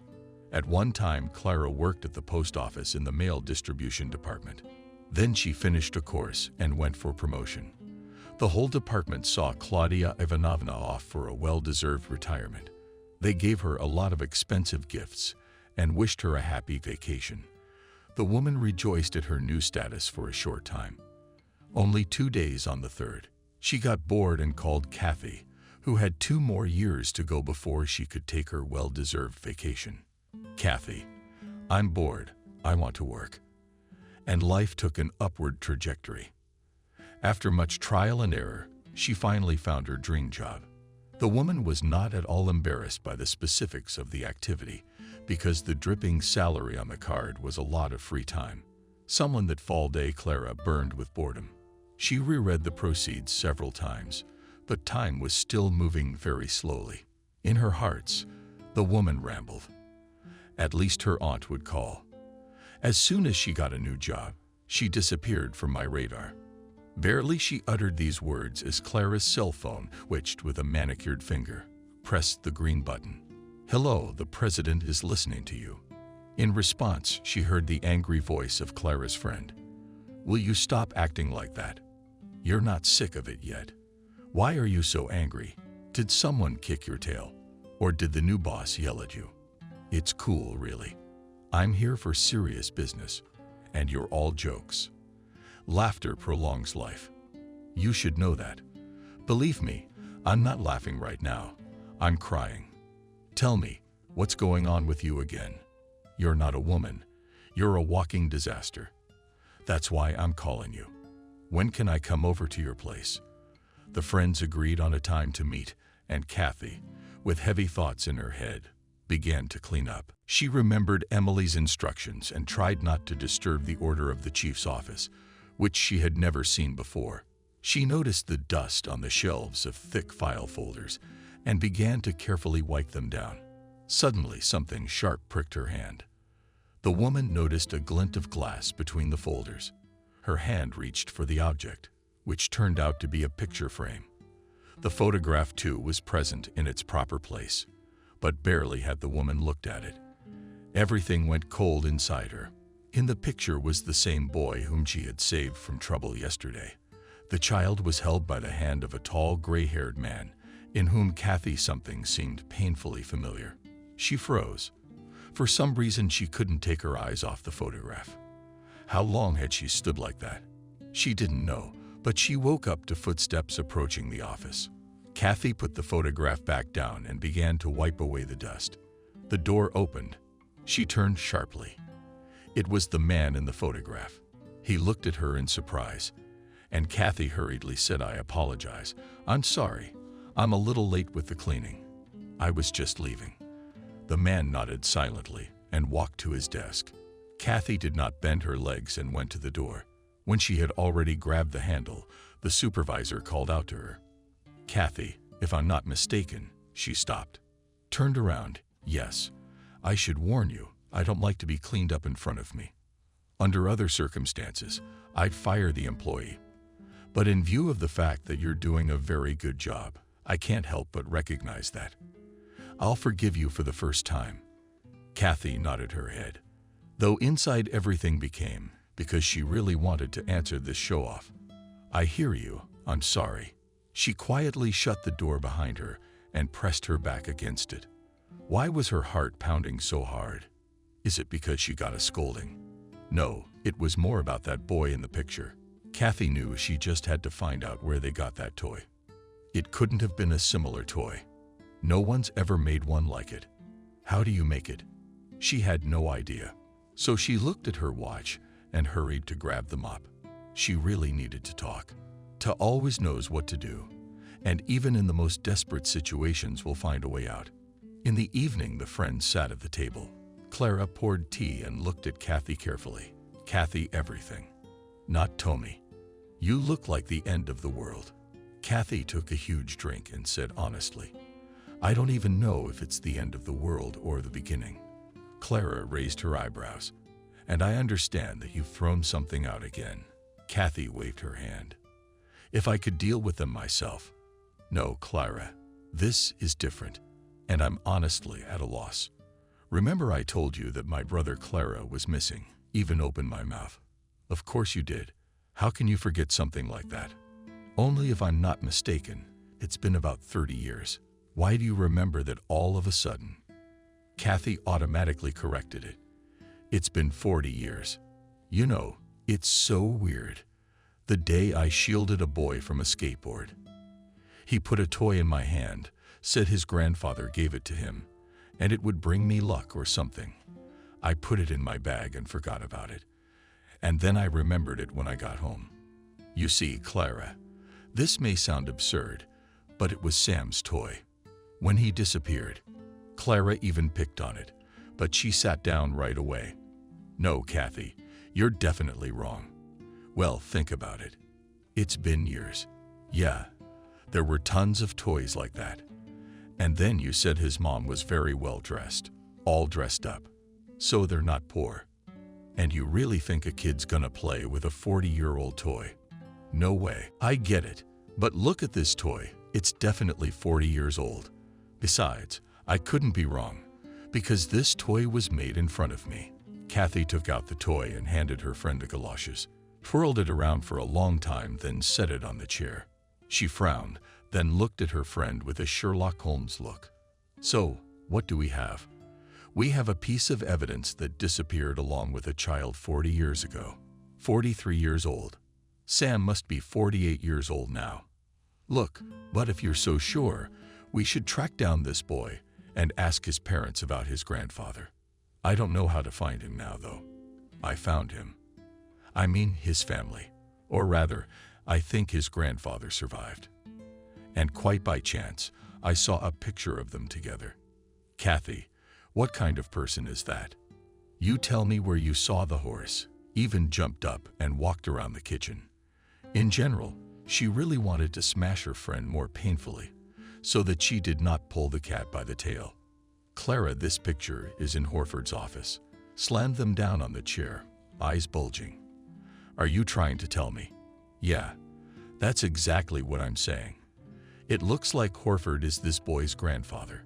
Clara wrinkles her forehead. So, wait, what's Horford's name? Peter. Well, see, he's not Sam. I still don't know how he got that toy. What do I do, Clara? You've always given me the right advice. Now I just don't know what I'm supposed to do if I go to my boss with questions. I'm afraid I won't get any answers, and I'll be out of a job. Clara drummed her fingers on the table. Yes, we do. Here's the thing, girlfriend. I say we wait a little while. In the meantime, gather everything you can find out about his family. We could use it. Kathy stared at her friend in horror. How am I going to do that? Impatiently, she shrugged her shoulder. I don't know. I'll be more attentive to conversations, listening, looking out. I'll have to look it up on the internet. Oh my God. How am I supposed to do that? I'd rather just brush it off again. I'll take care of that. Seeing the confused look, my friend laughed. Do not be frightened. I also do not know how to handle the internet. The thing is that next to us is a small park. There often gathers young people, all so advanced, and games on the internet discuss. So of course, they never have any money. But they want to go to the toilet. Apparently, they're not completely lost because they don't shit in the park. He comes to ask me, and I put him down, but only when the bosses are gone. I'm going to ask them to look him up on the internet. As Kathy was leaving, Clara said conspiratorially, lowering her voice, "Meet me in exactly 1 week at the same place." Kathy took a swing at her friend. Oh, come on, you college. No seriousness at all. If you knew how hard this is for me right now. Clara immediately became serious. Kathy, don't take offense. I see what I'm trying to do, just to cheer you up a little bit. As soon as Kathy entered the apartment, both her son-in-law and daughter came out to meet her. They crossed their arms across their chests and stared at her in silence. Kathy realized that some unpleasant conversation was about to take place again, and even managed to think that if it hadn't been for Robert, she would probably have asked them to move out by now. Waiting for her tenants to get started, she didn't start on her own. But what happened this time while I was away? I hope you remembered to pick up your child from daycare. Kelly looked indignantly at her son-in-law and spoke. It's us, Mom, who would like to know what's going on with you. You've stopped being at home altogether. You finish work, and then you disappear somewhere. We had movie tickets for tonight, by the way. Kathy shrugged. But nobody told me anything about a movie. Mom, you're an old man. It's only natural that you should go home after work. Why should I warn you? Kelly's voice grew higher and higher, and her son-in-law nodded in agreement. Kathy looked at him, then stopped her gaze on her daughter. First of all, I don't owe anyone anything.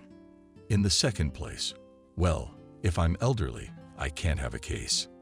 Thirdly, I am very tired. If you'll excuse me, gentlemen, I'm going to lie down. She moved with her shoulder her daughter and son-in-law, who even lost the power of speech.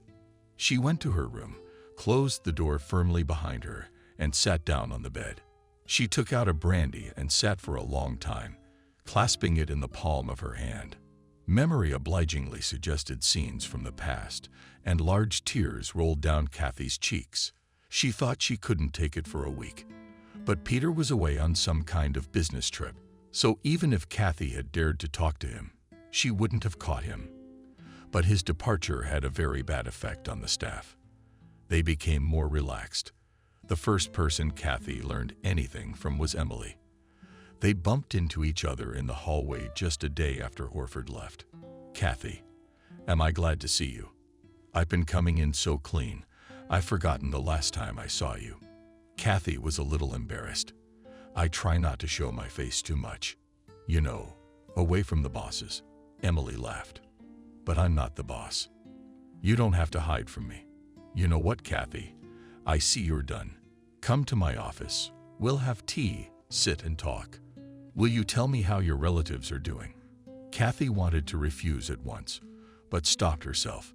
Emily had known Peter for a long time.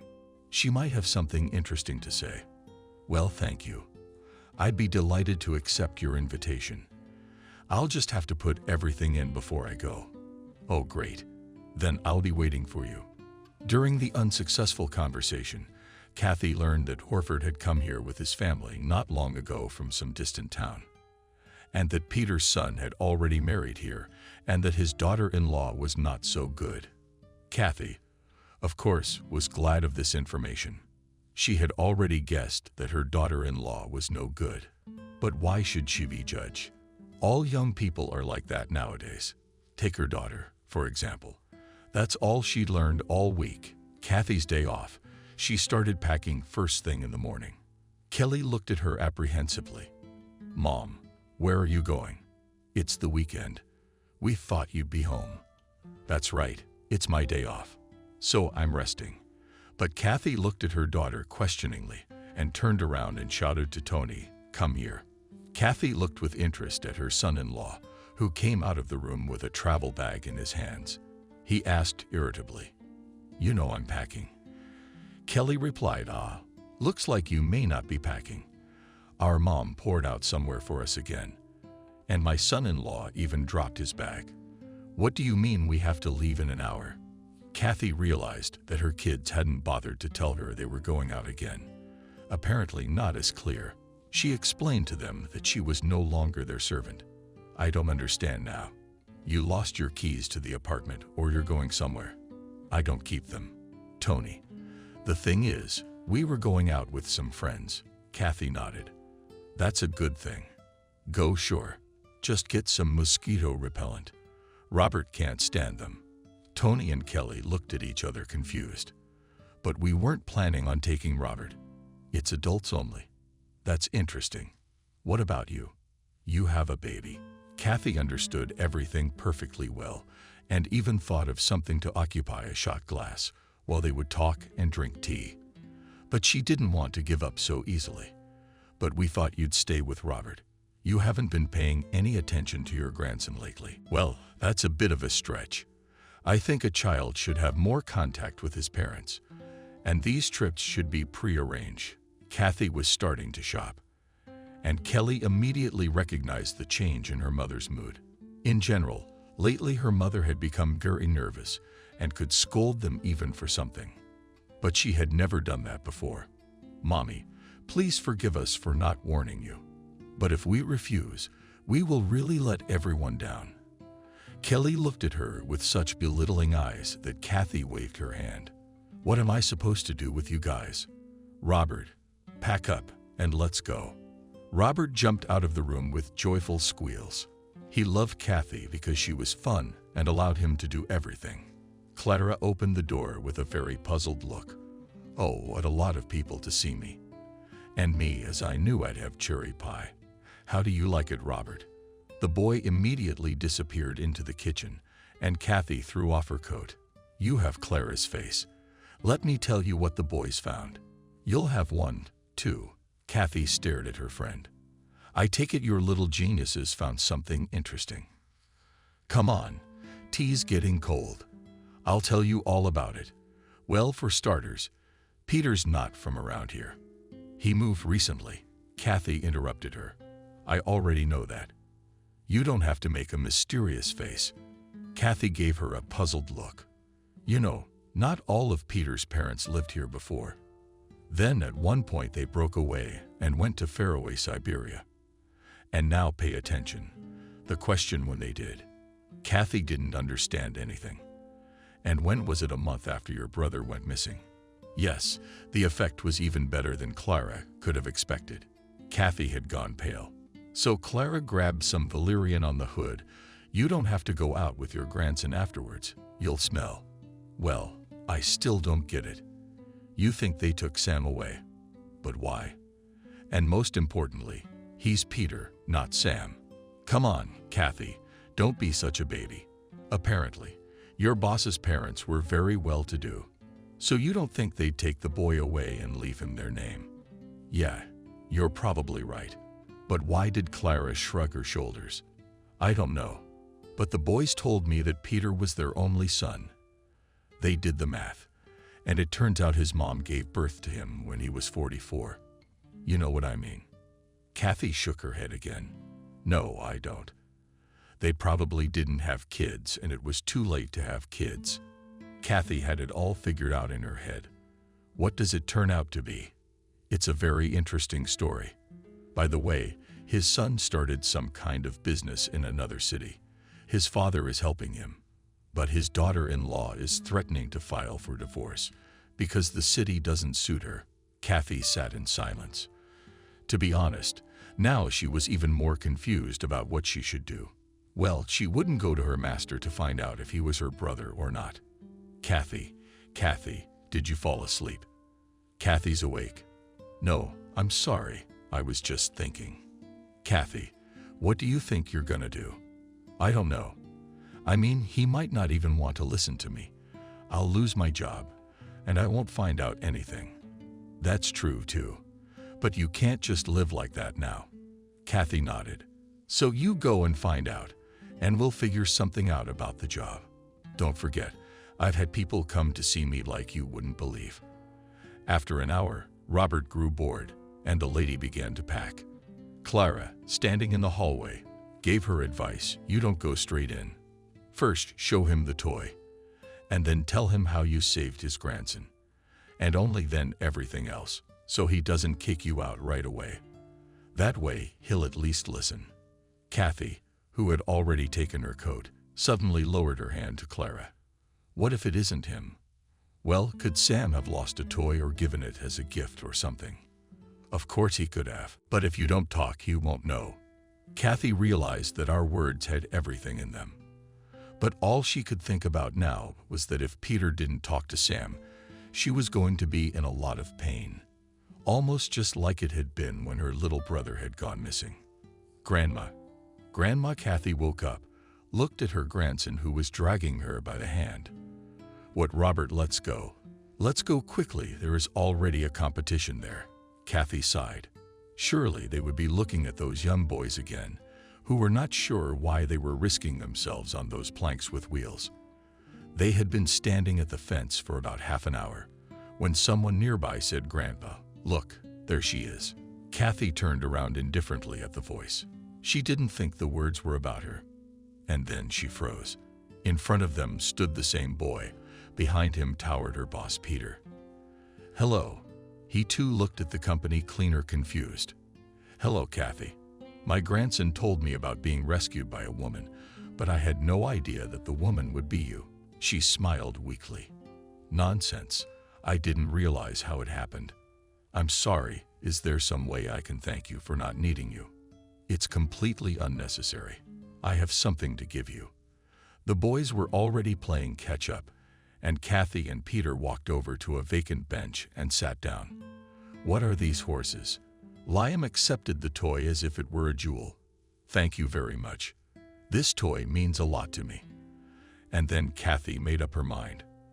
"I know, because it's with you from your past life, since you were a child." He looked at her in surprise. "Your grandson told you that?" She shook her head. "Peter, if you have time, I would like to tell you a story that happened in my family. 40-odd years ago." She definitely saw the man turn pale and immediately began to speak. When she finished the knuckles with which Liam was clutching the toy, without raising her eyes, she spoke. "I had a very good family. And not even in the sense that I always had everything, in that I was very loved, and I was loved. My parents were willing to do anything for me. The only thing that bothered me a little bit was that I didn't remember my early childhood at all. But by the time I was 14, I kind of calmed down because I was surrounded by other things.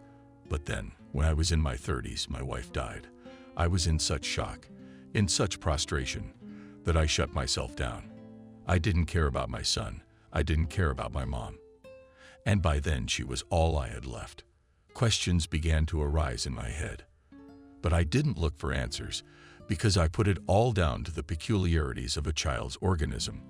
I even read somewhere that if a child has experienced some stress, the brain can simply block. It took me a few years to come to my senses. But as soon as I came to my senses, my mother got sick. I tried to be near her as much as possible, knowing very well that very soon she would leave us. We talked a lot, and one day I asked a question Mom with me as a child. Nothing happened to me. Then for some reason I did not remember anything at all. Mom suddenly cried, said she couldn't take this secret to the grave. She began to tell me how she and my father wanted children, but nothing worked. Back then, of course, medicine was not as advanced as it is now. So in time, they had to come to terms with it. They were already thinking of taking a child from an orphanage.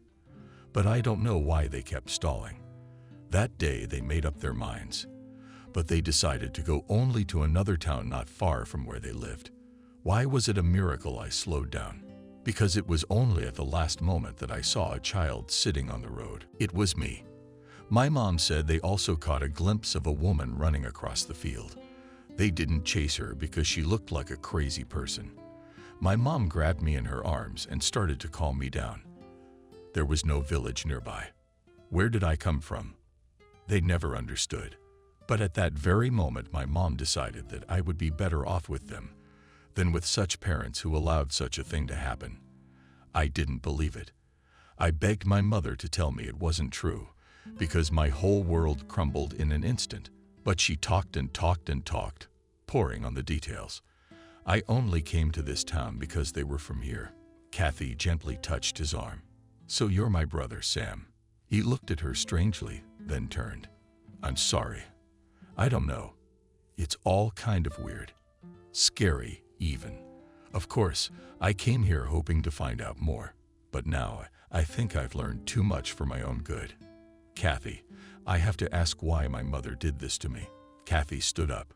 Mother, no. Are you all thinking wrong? Mother excused herself for just a minute to go to the bathroom, asked an elderly woman to look after you. She was found. Then it turned out she wasn't herself. They let her out of the hospital every now and then, and she rode the trains aimlessly. She didn't remember taking a child out of the carriage, although someone recognized her, and certainly didn't remember where it had gone. Mom was sick at once. Not a day went by that she didn't go crazy. By the way, there's only 4 of us in the family. Do you have another brother and sister? Peter grabbed his head.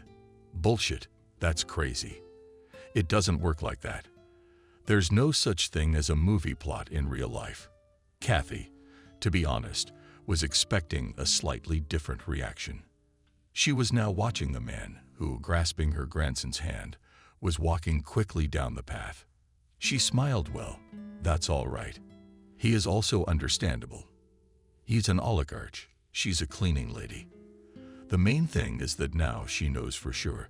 Sam is alive and doing well. Kathy called out to Robert, and they headed for home, not missing the ice cream stand, of course. Monday morning, she called Emily and told her she was sick. She also told them to look for a new cleaning lady because she was quitting. But Kathy, everything was already fine. Maybe you're not happy with the paycheck. I'll talk to Peter, and I think he'll make it up to me. No, you don't have to. It's just a family emergency.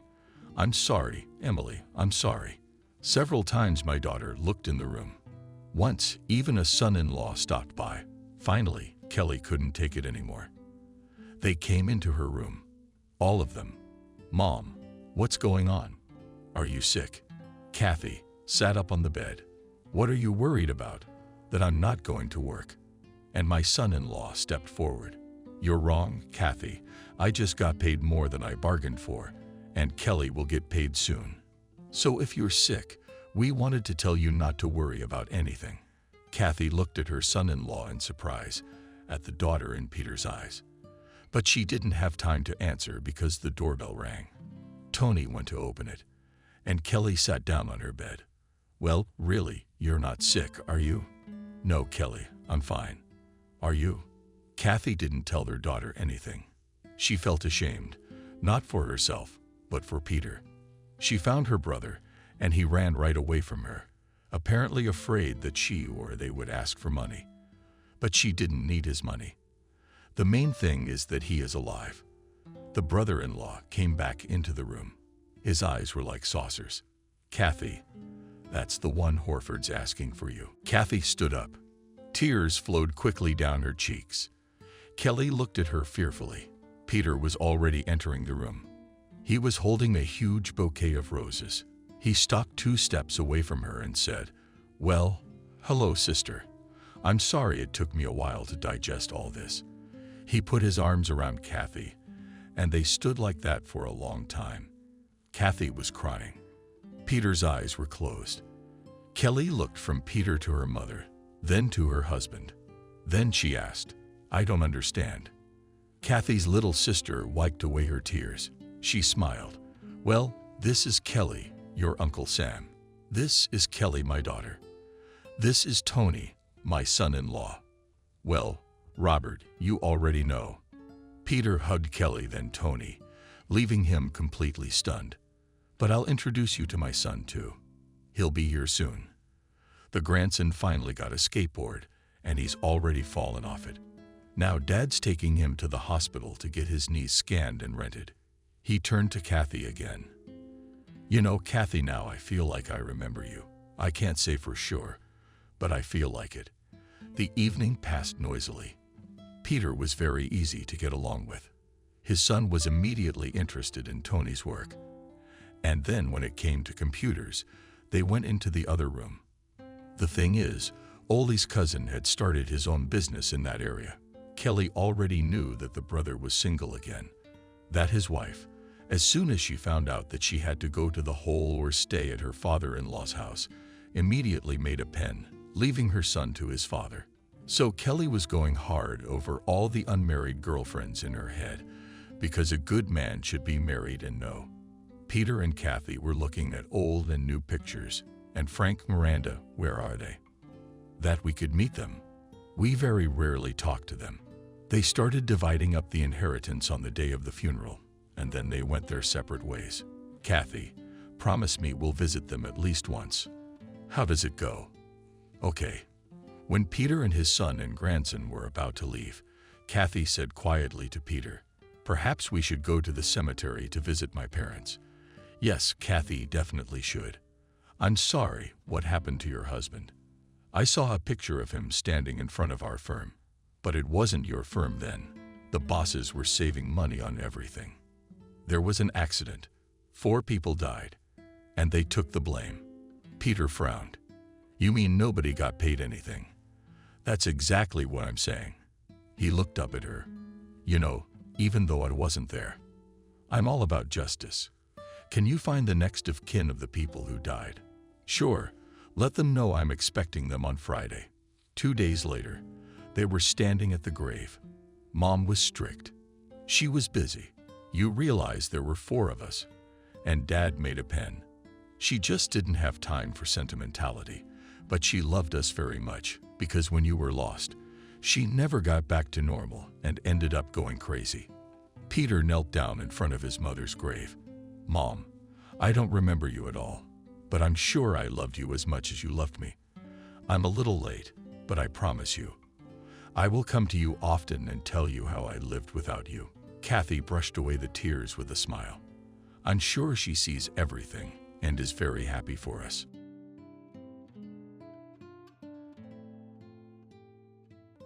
Subscribe and click the bell.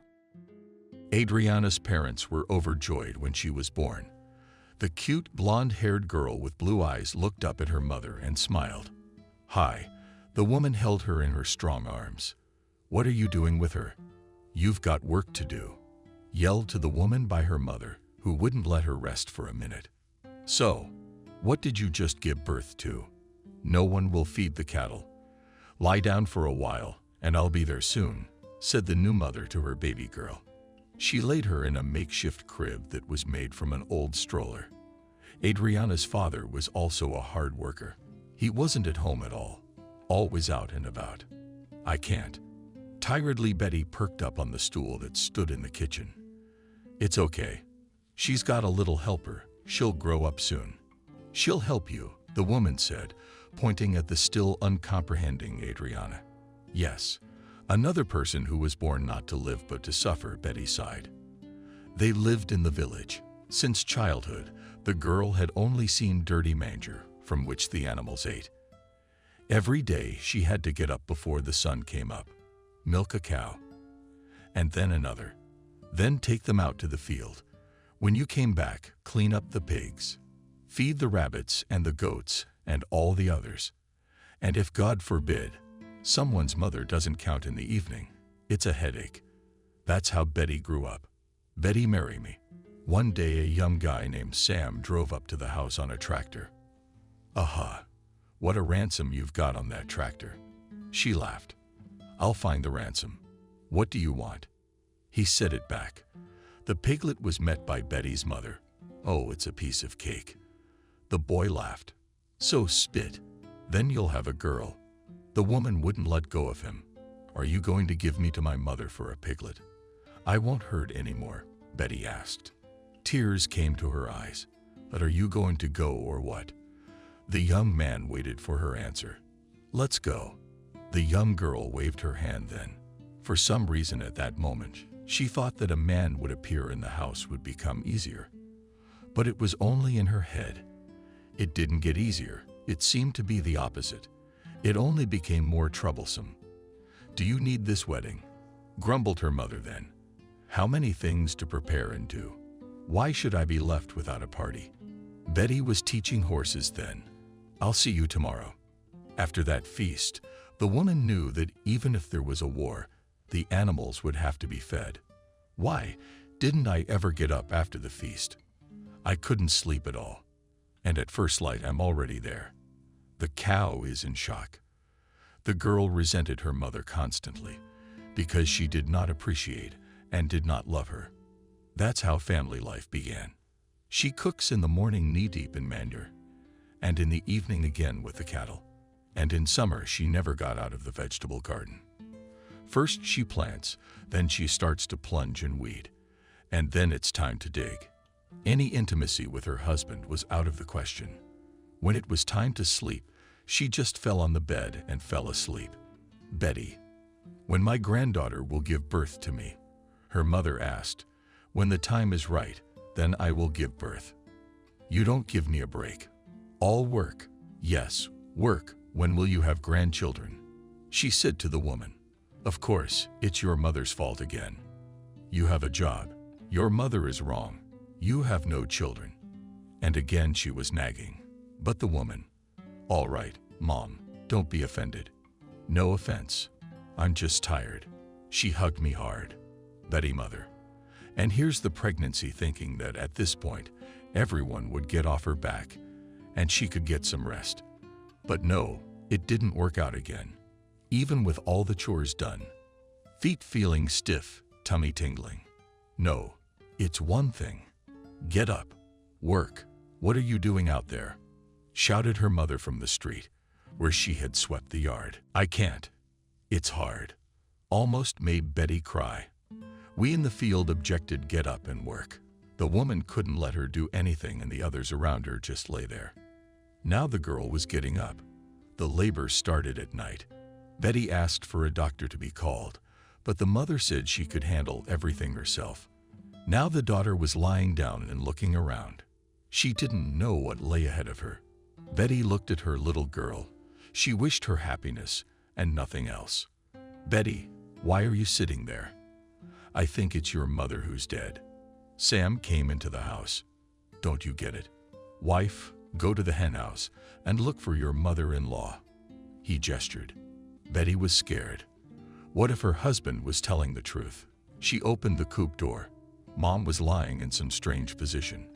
The woman was either kneeling or bent over, but her head was on the ground. Mom touched her Betty, and she just fell to the side. Sam. The woman called out then. Tears sprang from her eyes. She's dead. The husband came running. Together, they carried the woman to another place. They had to prepare everything for the funeral. The neighbors, of course, helped. No one passed by in such distress. Everyone gathered, gave Betty advice on how and what was best to do. At the cemetery, everyone stood for a long time. The whole village knew the woman as a good and working woman. No one had ever said a bad word about her in her life. Thank you. She thanked her neighbors and Betty's mother's friends. What are we going to die for? You're coming to help too, aren't you? You are. Sure. How could I not? Betty cried again, even though she'd thought different things about her mother when she was alive.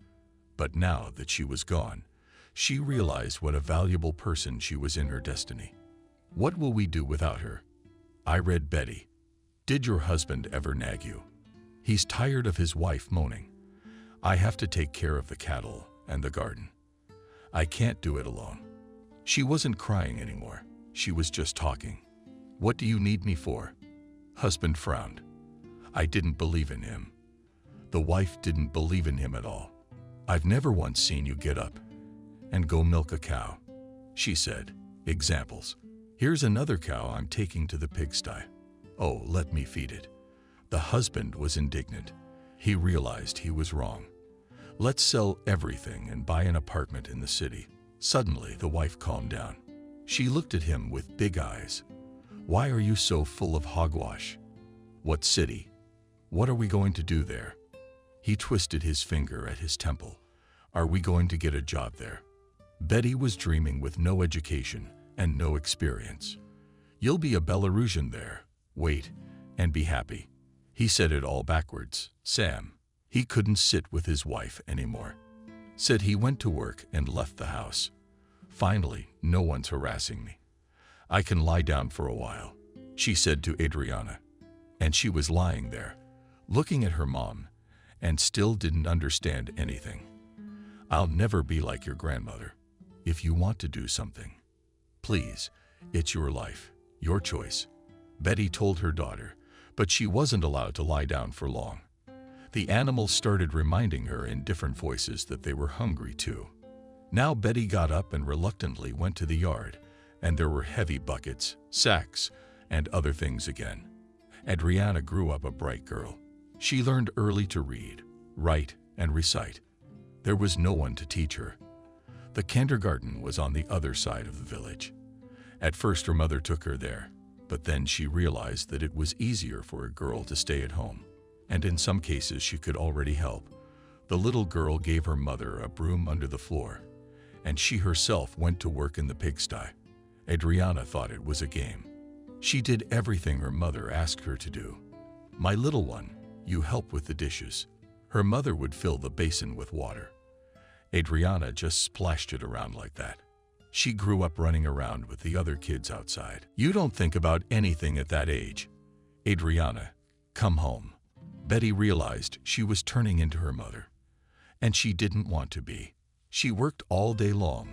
Her hands were like nothing else. They were as rough as a man's. "Adriana, it's time to go to school." Daddy went to town, bought her some pens and pencils. The girl was so excited about it all. She couldn't wait to be at the desk. Studying wasn't easy. Some things the girl just didn't understand. There was no one to explain. The older boys and their parents went to the city. From there, they brought back different magazines. Adriana looked at the beautiful girls in the pictures and dreamed that her life would be exactly the same. She would grow up, go to the city to study, find a rich fiancé, and leave this village forever. And something spilled. Can't you help your mother sometimes? No, you can't. Feet to the ceiling. They don't want to do anything. Betty asked her when Adriana was in high school, "Mom, leave me alone. I'm not gonna do anything. I used to help when I didn't realize it. Now I just don't want to." Her daughter answered her, "What do you mean, I won't? Who will? You eat, you drink. Where do I get it all?" There was a woman standing over her. "I don't know. You can buy everything now. Go to the store. You can get eggs, meat, potatoes," curling her fingers. Enumerated and then waved away Adriana. "Ah, I'll show you how to buy. You'll go to the vegetable garden now and feel it all." Her mother swung a towel at her. "What are you doing?" She jumped up from the couch. A girl. So they could run around the room for a while. Adriana didn't do well in school. She thought she'd finish school and then she'd see what she could do next. She kept looking at beautiful pictures, which she liked so much since childhood. The girl dreamed a lot, and she didn't know what she wanted to be. Just rich, happy, and perhaps to live far away from here. "Adriana, let's go to the disco." The girls came in after her. Now she was finishing expanding.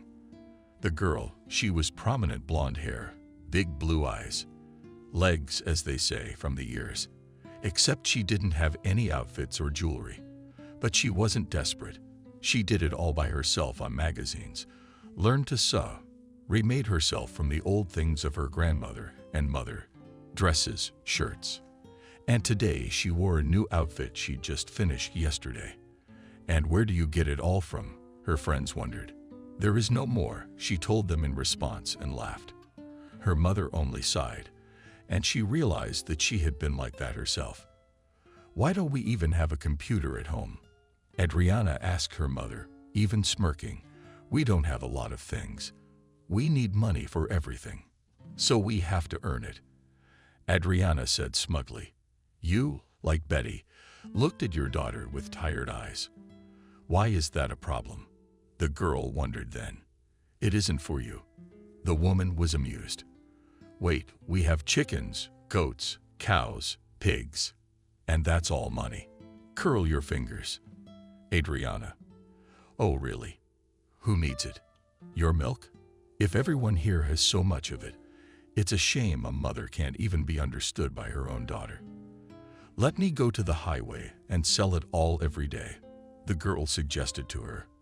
The woman agreed well then. She herself once wanted to earn money like that, but it didn't work out. Now, while school was on vacation, Adriana got up with the rooster. She would pack a huge bag and ride her bike to the highway. There were lots of cars. They stopped, but almost all of them were asking for something ready to go. The girl realized that it was useless to stand here with meat. Milk and eggs were taken, but no meat. "Mom, let's make some meat. Let's make some cheburek." And pierogi can be made of cabbage and potatoes, she suggested to the woman. Betty thought about it. Why do drivers who have gone somewhere far away need to buy raw meat or eggs when they just want a snack? And here stood a young girl with pies. Here you go, cheap and surly. I realized that my daughter was talking, so I agreed with her. Well, daughter, I didn't even think you had such an entrepreneurial spirit. You know how to do everything yourself. Do it. The woman let her. Betty was willing to help. Then what good is Adriana if all she does is sell? Any fool can do that. And you go for eggs, forget meat, mushrooms, potatoes, cabbage. Then you'll be in business for sure. The girl herself didn't realize how she got involved in all this. Adriana was getting up even earlier now. She had a lot to do. She has to bring in the dough, stuffing, cooking, and then wait for everything to take place and get ready. She'd arrive at the track with bags full of pies with different fillings. Everything was sold out in a matter of hours. I couldn't be happier. Thank you. It's delicious. She already had regular customers who often traveled here for work or just for business. The girl was interested in bookkeeping. She had to keep a tally. How much is minus? How much is plus? So she learned the basics from some old books from the library, and with the help of the cashier Baba Olai, she realized that the cost of her pies, especially with cabbage, potatoes, and eggs, was a penny. But the profit was tangible. Adriana began to save. She opened a special deposit in the bank, where she transferred all the money. She had almost no expenses, just flour, sugar, and salt. It wasn't much. Mom, this is your half. This is mine. She gave the woman the money. What a daughter. Why didn't you say something before? Betty realized that now money was starting to appear in their family. The woman wasn't going anywhere. She put it in a box so she could just get it out when she needed it. And you said you didn't have it, and you couldn't earn it. Adriana replied in a businesslike manner. She was flattered that she was still in school and already earning money for the house. Finally, her mom started to praise her. All quiet, study if you like. The woman left. She was really happy that her daughter was doing something.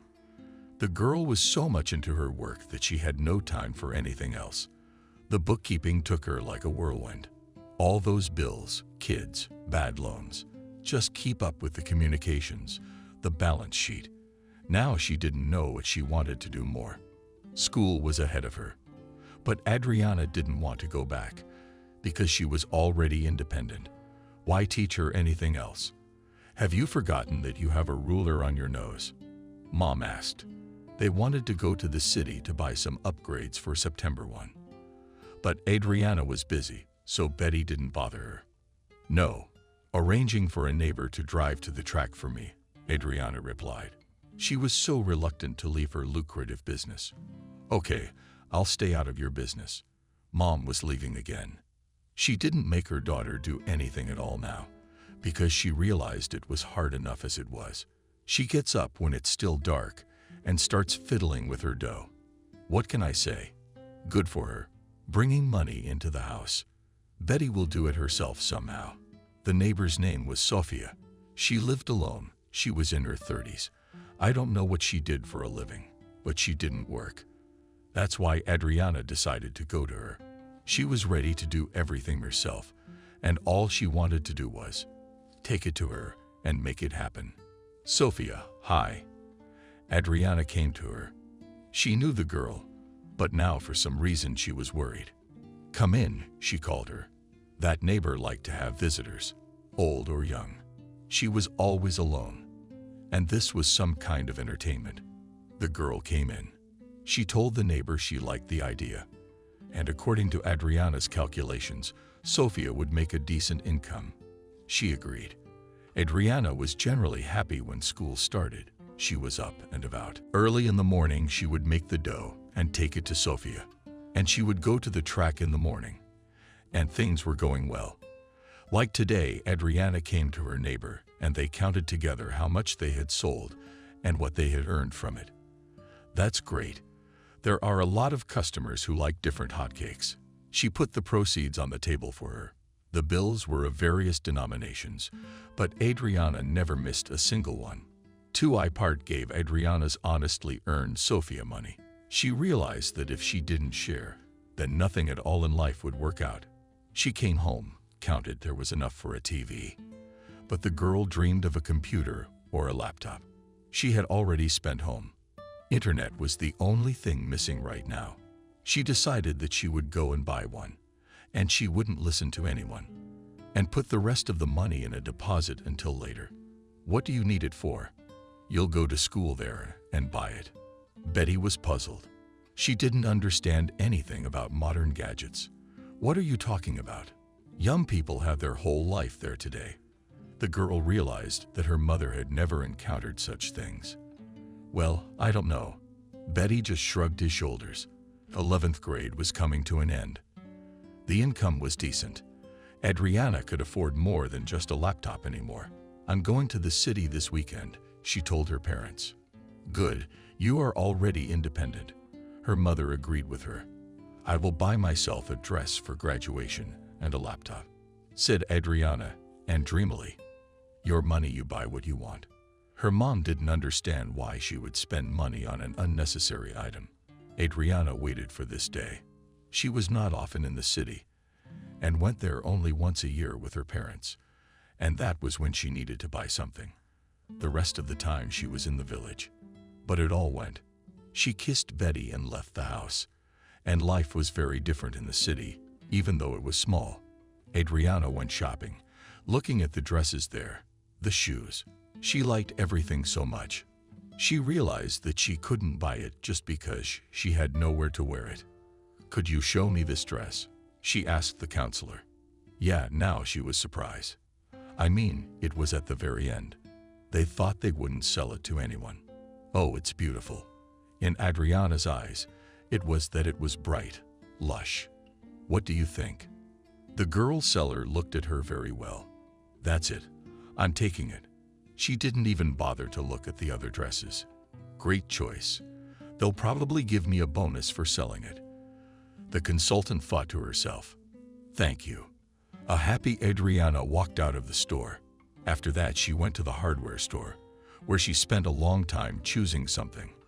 But because she didn't understand anything, she couldn't make up her mind. Hello, my name is Michael. Can I help you? A young man approached her. Yes, I need a good laptop, she said. Let's see. He went down the aisles of technology. Okay, waiting, nodded Adriana. This is a great one. You can play and work on it. The young man held the box in his hands. Super, its price is good. The girl could not believe that he was holding in his hands what he had dreamed of for so long. Then let's go to the cash register. He showed her the direction. Adriana was happy. It was now possible to drive home in front of the store. She saw a cute cafe and decided to go in there. She walked in, took a seat, and placed her order. The prices here were not that expensive. The girl was just enjoying herself. Hi. She heard a man's voice behind her back, while the girl turned in her head, flashed 1,000 thoughts. Who could it be? And when she saw Michael, she smiled back. What are you doing here? Simply, she asked him. I came to have lunch at home. I have no time, and it's far away. He sat down across from her. The consultant from the store was also not timid, although the girl did not let him. He still took a seat at her table. Do you mind? He suddenly came to his senses when he had already ordered. Why are you laughing? It's more fun then. The girl did not think that so soon she would have new acquaintances in the city. I'm Michael, you already know. What's your name? He looked at the strange girl. Adriana. She laughed again. Nice to meet you. Did you come from somewhere? He asked, because she looked a little different from the way city people dressed. Yes, she told him the name of the village, which to the young man was just an empty sound. And now it makes sense, he smirked. What do you understand? She looked at him surprised. That I'd never seen you before. He found something to say. They sat and chatted. An hour went by without a second thought. Well, I have to go to work. He got up from the table. Come on, call and write. She waved him off. She and Michael exchanged phone numbers. After that, the girl went to the bus station. She had to get back. How was the trip? Her mother greeted her perfectly, and she put her shopping on the table. Wow, daughter, how much did you save? The woman wondered. What's the difference? She didn't want to talk about it. Adriana wanted to sit down at the table, turn on the new appliances, and try them out. When the girl did all that, it didn't work, so she dialed Michael's number. Hey, listen, I can't figure this out. She started telling him about her problem. The guy explained everything. And now Adriana's online. Thank you. She thanked him. You're welcome. He disconnected. The girl was so sucked in. Was it that she couldn't finish until the morning, browsing different sites? Adriana, what are you doing up? The mother got up in the morning to take care of things. Oh, Mom, wait. She waved it away. The girl saw that it was possible not to go constantly to the highway and not to stand there and just open a tent or a stall. She sat down and began to think. Then she remembered that in their center grandmothers sometimes sell seeds. They have iron trays. I wish she could get one of those. Father, could you make me a sip like in the center? She asked her father. It's easy. Only iron is needed, he said. And where to get it? Enterprising Adriana was ready for anything. We could go to a doctor. Does he take anything? Yes, he does, the man suggested. By lunchtime, Adriana was outside Jack's house. Hi. She'd known the man for years. What are you doing here? He was surprised. Usually different men with iron came to him. Mitya, help. I need iron to weld a tray like the one in the center. Adriana started asking him. She was making such a sad face. What a conversation. Come in. He let her into the yard. There was a lot of stuff here. Adriana didn't understand much of it, and Jack couldn't tell her. He was just a receiver, not an expert. So the girl ran after her father. He immediately found 4 long sticks of iron. Then some other little things. Adriana didn't understand what would come of it, but the parents seemed to know everything. Can I help you? The daughter asked him. How can you help me? The man laughed. The girl saw that in his spare time he was pounding something with a sledgehammer and dumping with a machine. A week later in the vegetable garden stood such a tray, as if it was brought from the factory yesterday. Now we will install it, and then we can insulate it, promised her father. Cool. The girl was happy. The school graduation was over. Adriana wore the brightest and most beautiful dress. It was in the city.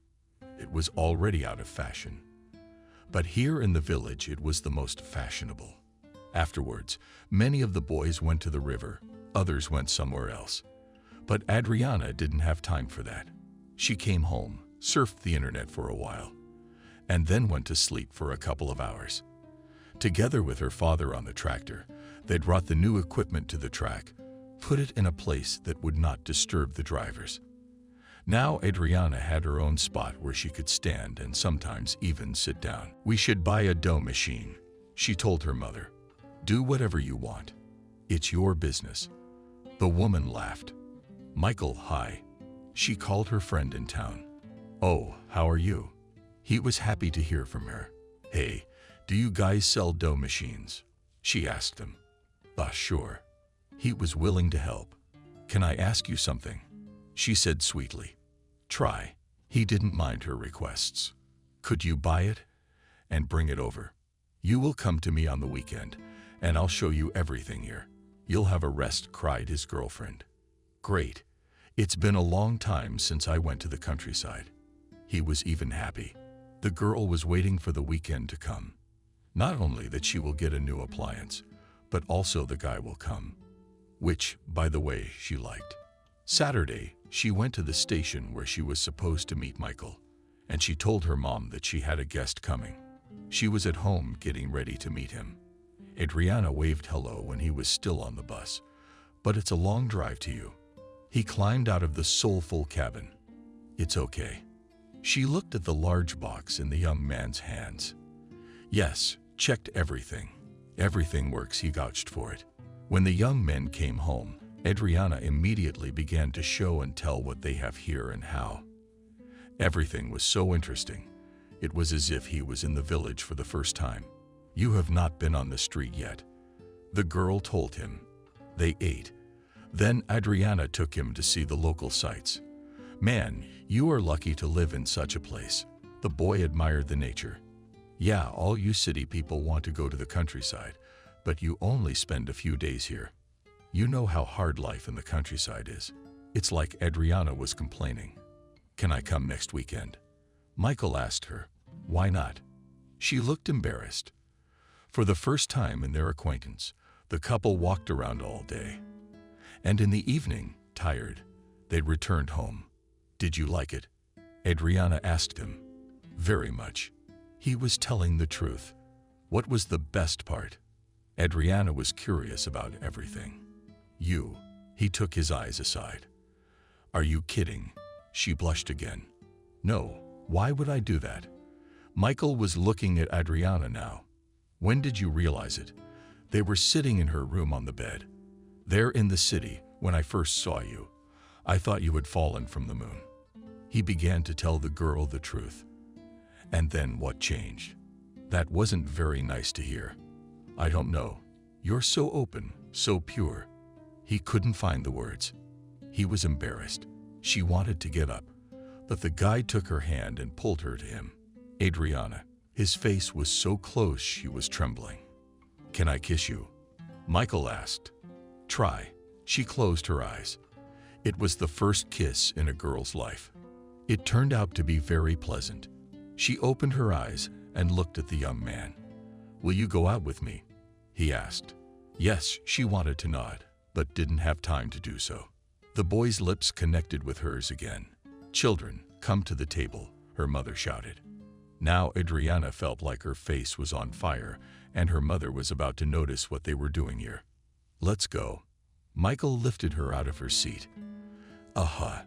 She stood up, walked over to the mirror. Nothing about her appearance had changed.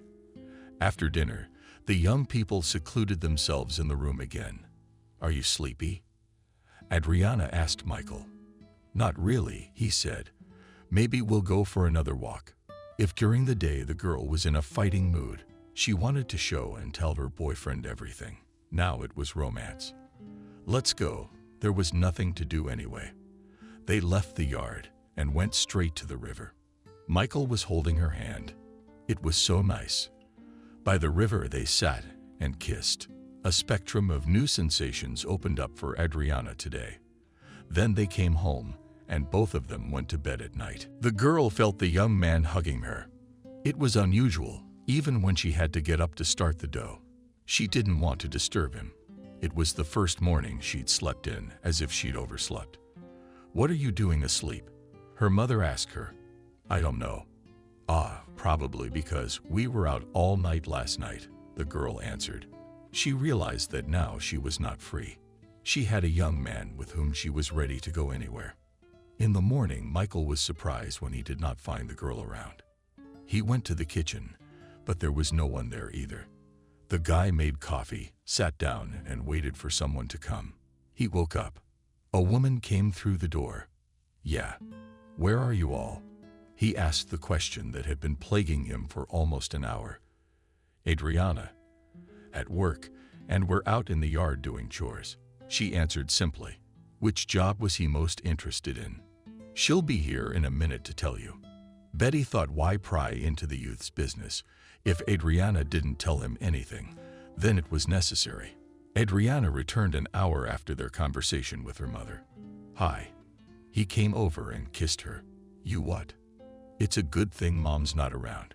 Adriana was scared. You smell like pies. Michael even squeezed his eyes shut. Do you want me to make you some? She asked me. Who did you cook for before? The guy tensed up. You what? I sell them on the highway. She laughed. Now I see where you got such capital. He was happy too. Okay, if you want to get home tonight, you'll have to move. She looked at her watch. What's later? There's no bus. He didn't feel like leaving. No. Not until early tomorrow morning. The girl knew the schedule by heart. I see. Then he should go to work tomorrow. He sighed, not sad. She came close to the guy. She wanted to kiss him so badly. But her mother was going to be entering the house any minute. It's okay, he squeezed her hand. Adriana saw Michael off. She waited with him for the bus. And here she couldn't help but kiss him goodbye. He got on the bus and waved. It felt so good. Now she knew she had a boyfriend from the city. It was several times faster to work with the dough machine. Now she didn't have to stand around and waste time kneading it. Daughter, are you planning to go to college? The mother inquired. No. Why would I? She made up her mind a long time ago. A man with an education can be useful anywhere. In her time, Betty didn't get anything either, but she didn't complain now. Who needed her diploma for cows? Mom, I'm doing fine. And if something goes wrong, I'll think of something new. The girl was sure of herself. Okay, I'm not bothering you. The woman saw that she was only annoying her daughter with her talk. Adriana now lived from Saturday to Saturday when her lover arrived. They would go out in the morning. Adriana would go out to trade and Michael would sleep at her house. Adriana, are you two dating? Asked her mom quietly in the kitchen while her boyfriend was still awake. Yes, she blushed because she was embarrassed in front of her mom. Good boy. Hang in there. His woman was pleased. Where shall we go today? The young man asked Adriana.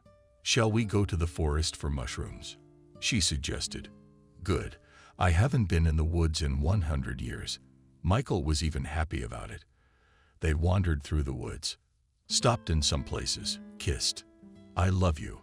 It's only been a few weeks. How are they dating?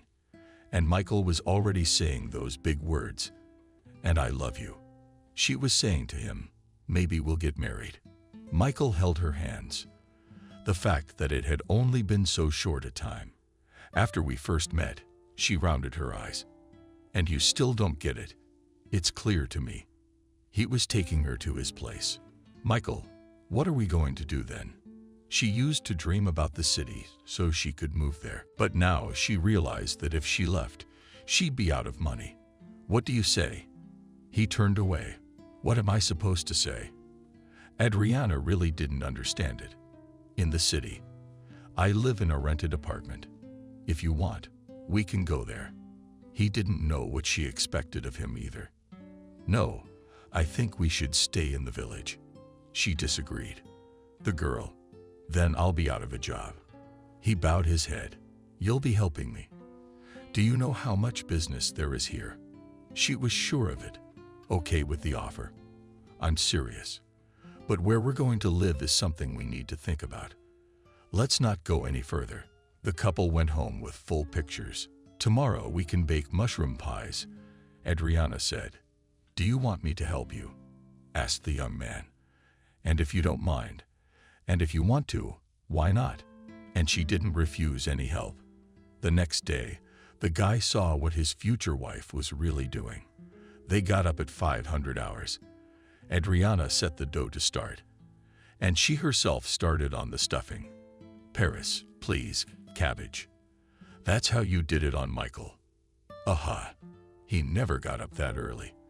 That's why everything was falling apart for him right now. He almost cut himself twice. Why are you so awkward?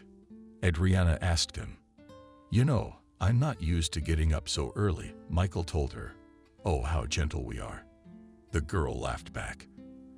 After that, the young man and the girl loaded full bags of pies and drove to the highway. This is where you work. Michael, that was interesting. Yeah, is there something you don't like? Adriana didn't understand why the young man was acting like that today. I'm sorry, I'm fine. I just didn't sleep well tonight. He was watching different cars drive up and buy pies from his girlfriend. Do you want to try one yourself? Adriana suggested that he start selling them himself. No, what are you doing? I'm not gonna make it. For some reason, that's what he thought. Well, maybe you could at least try. She wouldn't calm down. Adriana, stop it. Even though it was his thing, he was embarrassed. You know, Michael, Money can't smell. Adriana turned away. It was like she was offended by him. What's wrong with you? What are we going to fight over nothing? He went over to the girl and hugged her. You don't understand. This is my job. I take it very seriously. Adriana already regretted that she decided to show him everything today. Okay, I have the exact same job. I'm sorry I didn't get it. That's it. No more pies. She showed him the empty bags. Great. Home, then. Michael didn't understand why he had said all those things to the girl. They drove home. Adriana laid out on the table the money they had earned today. Michael looked at it all and saw that it was more than he could earn in a week. Wow, he whistled. What did you want? I wouldn't just do this for nothing. Adriana looked at her young man, and she was happy.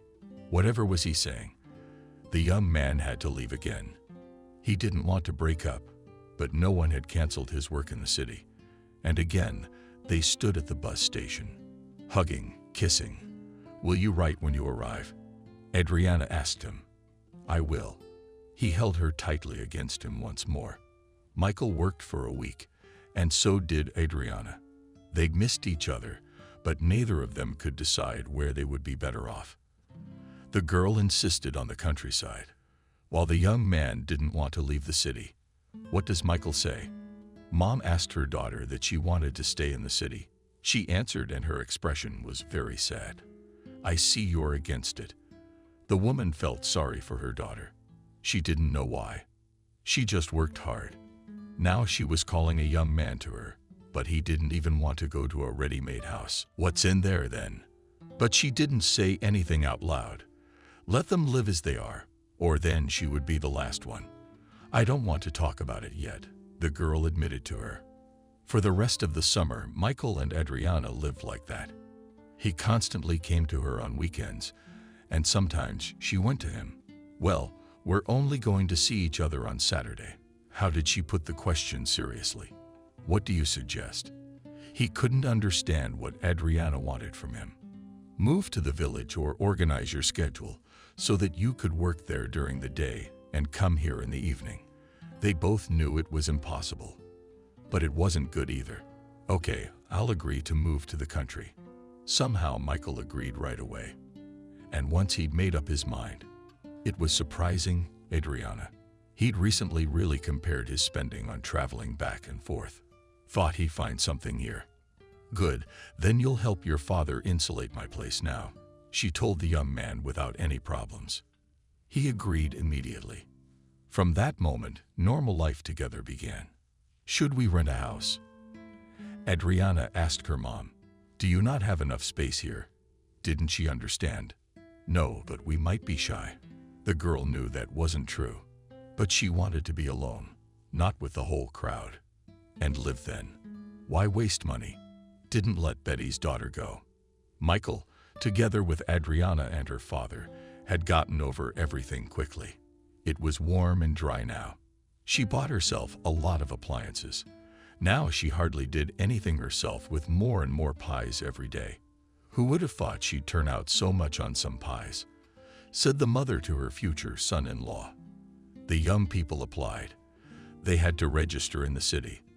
They traveled there the day before, and already in the village local cult workers arranged an off-site registration, and then sit-downs in the club. They took away all the chairs and put big tables there. The bitterness was all that could be heard throughout the village. Adriana was happy. Sure, things in her life hadn't turned out as beautifully as she wanted, but that was good too. She continued her work, and Michael began to help his father-in-law. Does your work make any difference? His wife asked him when he got home. What good is it? I wish we'd stayed in town. There was work there. He said. The young man was in a bad mood. What are you saying? Adriana was afraid to talk about the city. She didn't want to go there at all. Nothing.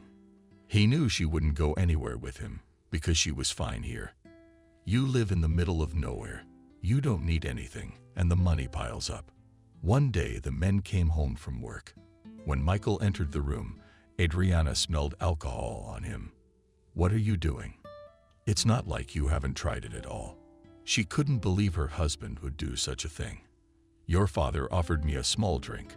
I didn't refuse, he replied abruptly. All right, come on, go to bed. She threw back the blanket on the bed. After that, Adriana seriously considered renting a house. She realized that if her husband drank with her father, one time would not stop there. The very next day, she went to the head, asked if there were any houses available. Adriana, I thought you were coming to see me after the wedding. A man said to her, should I have? She got a little nervous. Sure, we have a cabin. I can give it to you. He laughed. How do you mean allocate it for free? She couldn't believe they were giving anything away for free at this time. Yeah, but it's on village land. You can do whatever you want with it, just don't sell it. And of course, if there's an emergency, you'll have to pay money for it. The man in front of her said, I'm in. She signed all the papers, came home. Michael, we're moving, the girl said. What do you mean, where? Mom couldn't believe it was actually happening. Turns out we were supposed to get a house. We didn't know. She looked at her mom. Did she know? I hear you.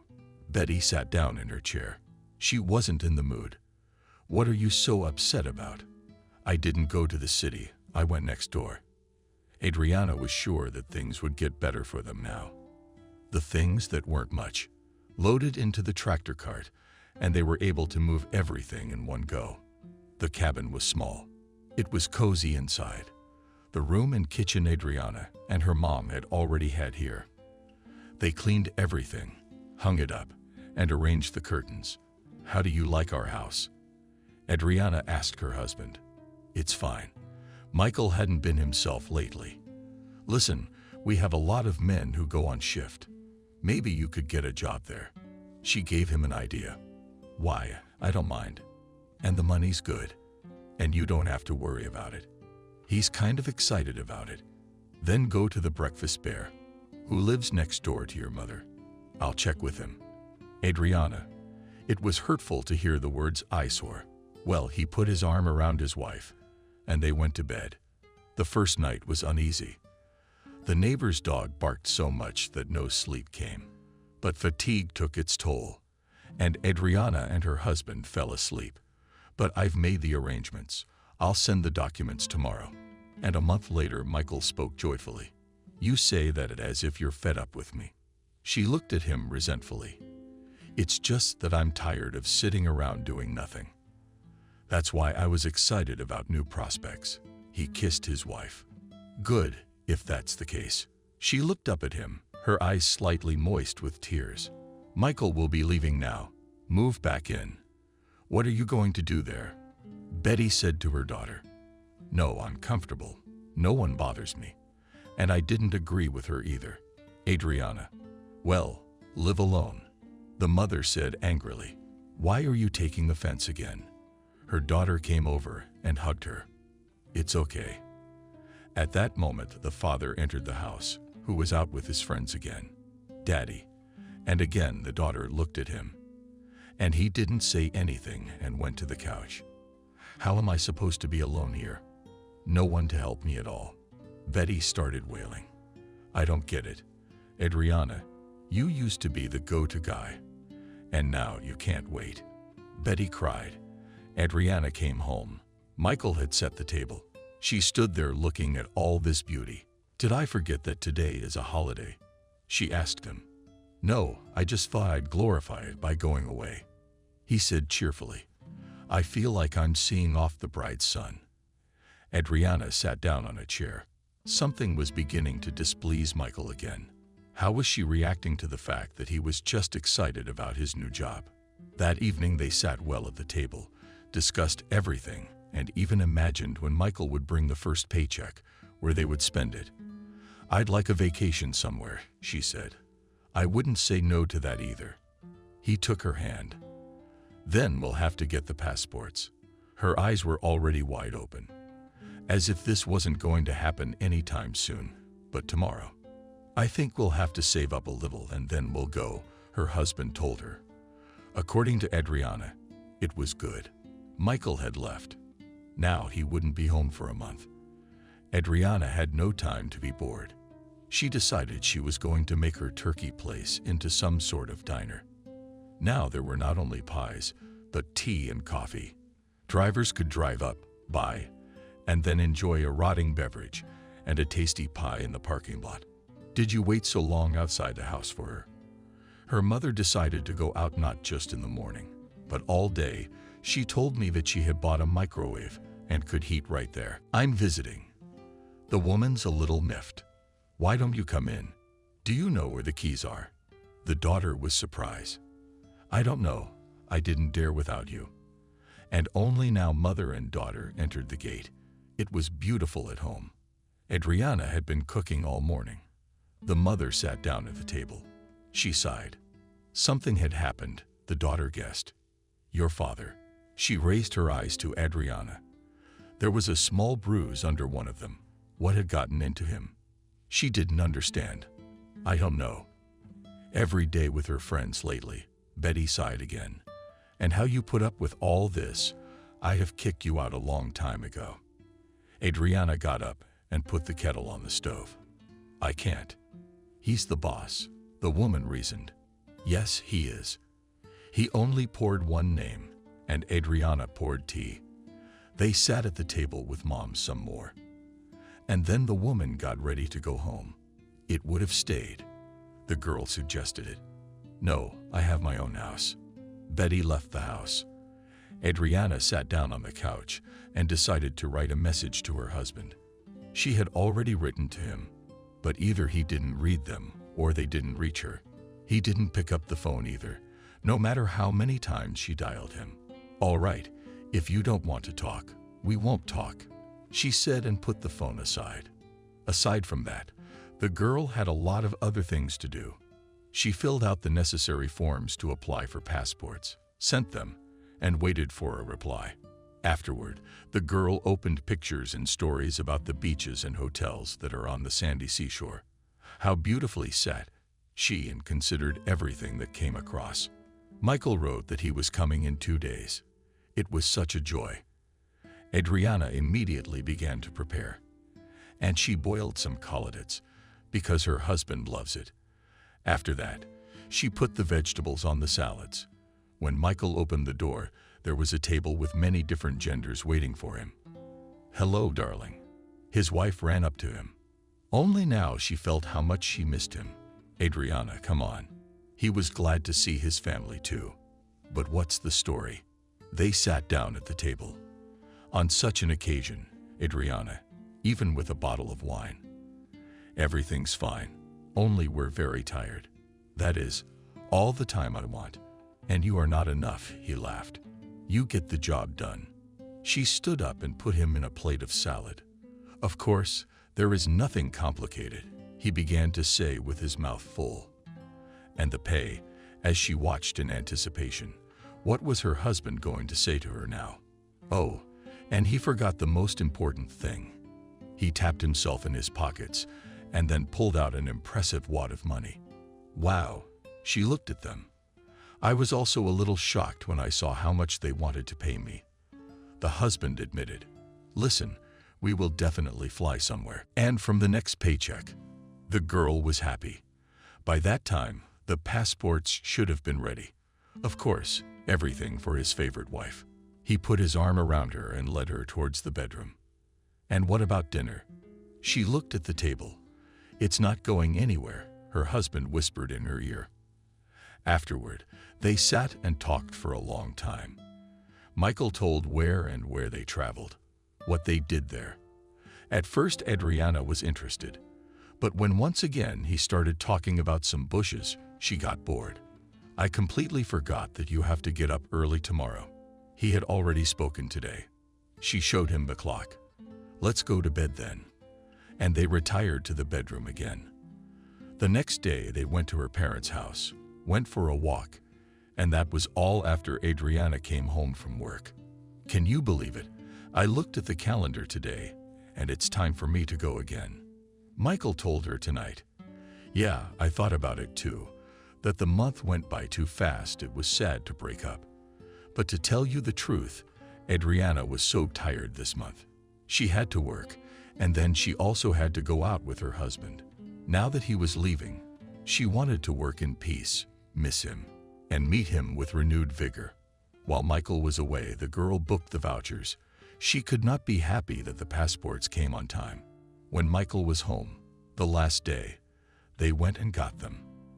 And now Adriana was choosing a place where they would rest like white people. Adriana herself does not know why her choice fell on the Arab Emirates. She had looked at so many places, but she did not see such beauty as there. It was decided unequivocally that they would fly there. Hello was home again. Michael, darling, let me tell you right away, we only have 2 days to get ready. Well, you do, because I'd already got everything ready. She pointed to a room where there was a huge suitcase. Did you put a down jacket and a fur coat in there? Surprised husband. Well, that you start there all the essentials. She took offense. All right, I'm just kidding. He kissed her. Today they were not to suitcases. But all the next day, Michael wondered what besides underwear and a towel he could use in there. Michael and Adriana were only at the airport, but they already liked everything. The girl only sighed. How nice it would be for them in a few hours. She began to annoy her husband with her talk about Arabs. Why? We're going to this country. We should know a little about it, she said indignantly. After the airplane, in which it was so uncomfortable to fly all these hours, and finally they are standing on the ground. Here we are, loudly shouted the girl. Now they will definitely say that the village has arrived, whispered in her husband's ear. Why are you embarrassed of me? Asked him the girl. Just do not yell. Everything will be fine. Asked her Michael. Okay. If you want, I can keep quiet at all. She turned away. He could not believe it. He saw their bus, called Adriana, and they went along with the other tourists.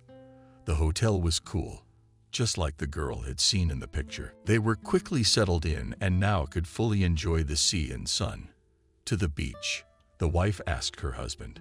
Maybe to the bar first. He looked at her. Okay, you go to the bar, and I'll go to the beach. She took a towel and left the room. Michael never showed up at the beach that day. Adriana was not upset about it. She was fine on her own. She was sunbathing in the sun and not living in the warm waters of the sea. Everything was wonderful.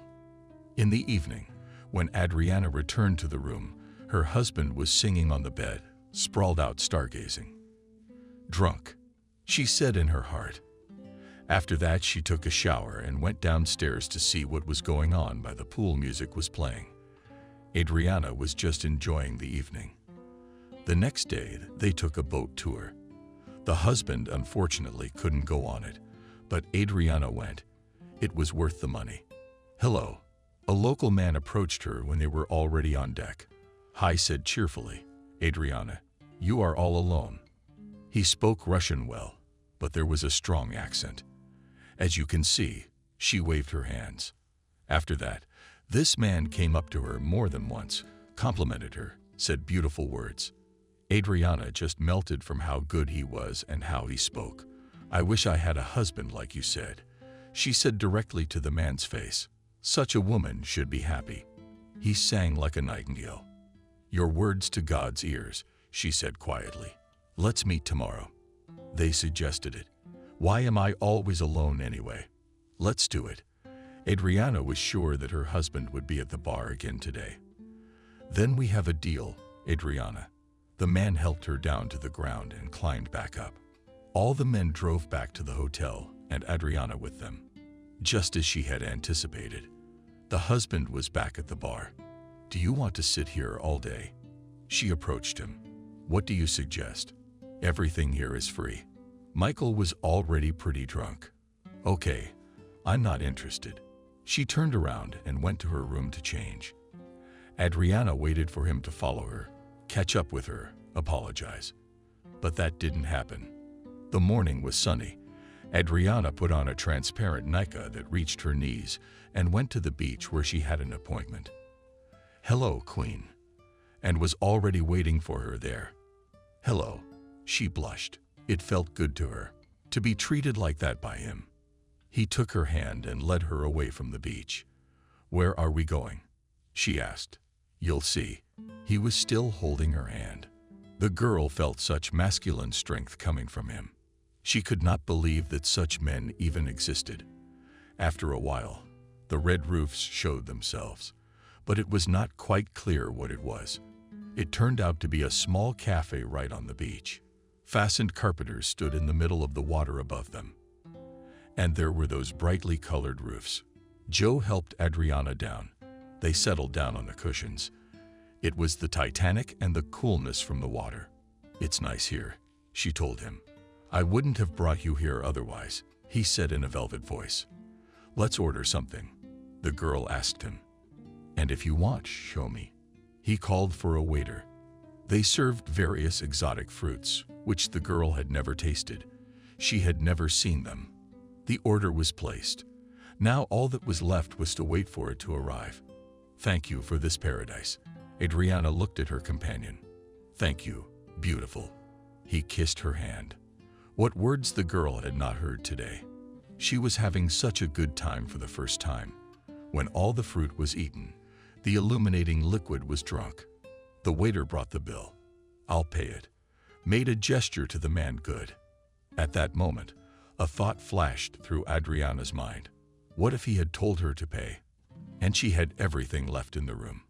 After that, they walked along the edge of the sea some more, and the girl hurried home. She didn't see Joe again for the rest of the day, but she wanted to see him when they had to leave the next day.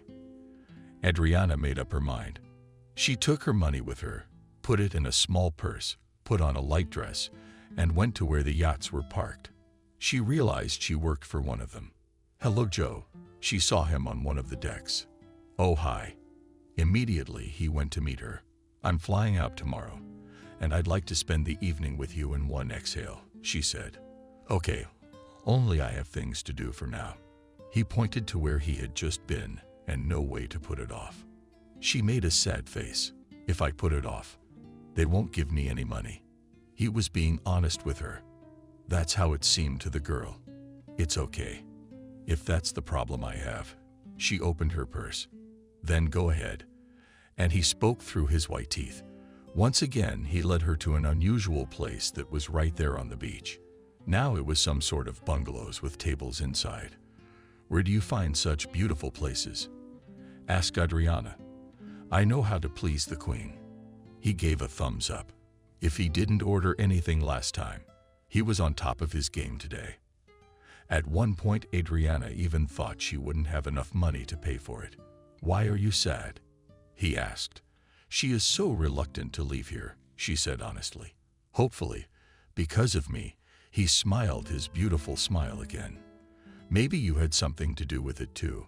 She was embarrassed. Later it was over. Adriana had given away almost all the money she had with her. But today she didn't spare anything. Just as long as the handsome man would say nice words to her and be there for her. She returned to the hotel. Her husband was asleep. She didn't expect anything else from him. In the morning, they were put on a bus that took them to the airport. After landing, takeoff, landing, and now they were home again. How'd you burn out? Considering Betty's daughter. Yeah, there's good sunshine. She pulled out the souvenirs she brought on the table. What about Michael? A woman asked. It was better not to ask. Adriana turned away to avoid looking her mother in the eye. A fight, she realized. No, we just vacationed in different places, the girl said. Michael was at home lying in bed. He still couldn't get over what he had done there on vacation. Did you remember anything? Adriana laughed at him. Yeah, he nodded. Good for you. The girl thought that next time she would go there alone. Her husband had to pack for another shift again. Adriana saw him off and sat down at the computer. When they parted in the hall, he handed her a piece of paper on which his mail was written. 2 days after her arrival, Adriana wrote to him, but he did not reply. She tried again. Maybe she had written something wrong, and again he didn't answer her. Then the girl thought that since he worked there, he had a lot of people like her. Why write? Michael arrived once again. He was so tired it was scary to look at him. He'd never been like this before, she wondered. Pour me a drink, Michael asked. Only now she realized that the fatigue was not from work, but from something else, which most likely the man was doing on the train after the shift, when they were going home. Are you jamming all the way? She asked her husband. And that we after such a long shift cannot even relax. For the first time in a while he raised his voice at her. Oh, Michael, you'll be lost. She put some homemade wine on the table for him.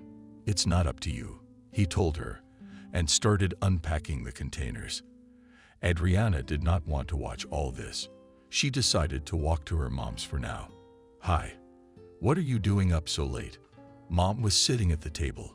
I can't stay home. For the first time in her life, Adriana honestly admitted to her mother that this was how she looked at her husband, who was asleep on the couch.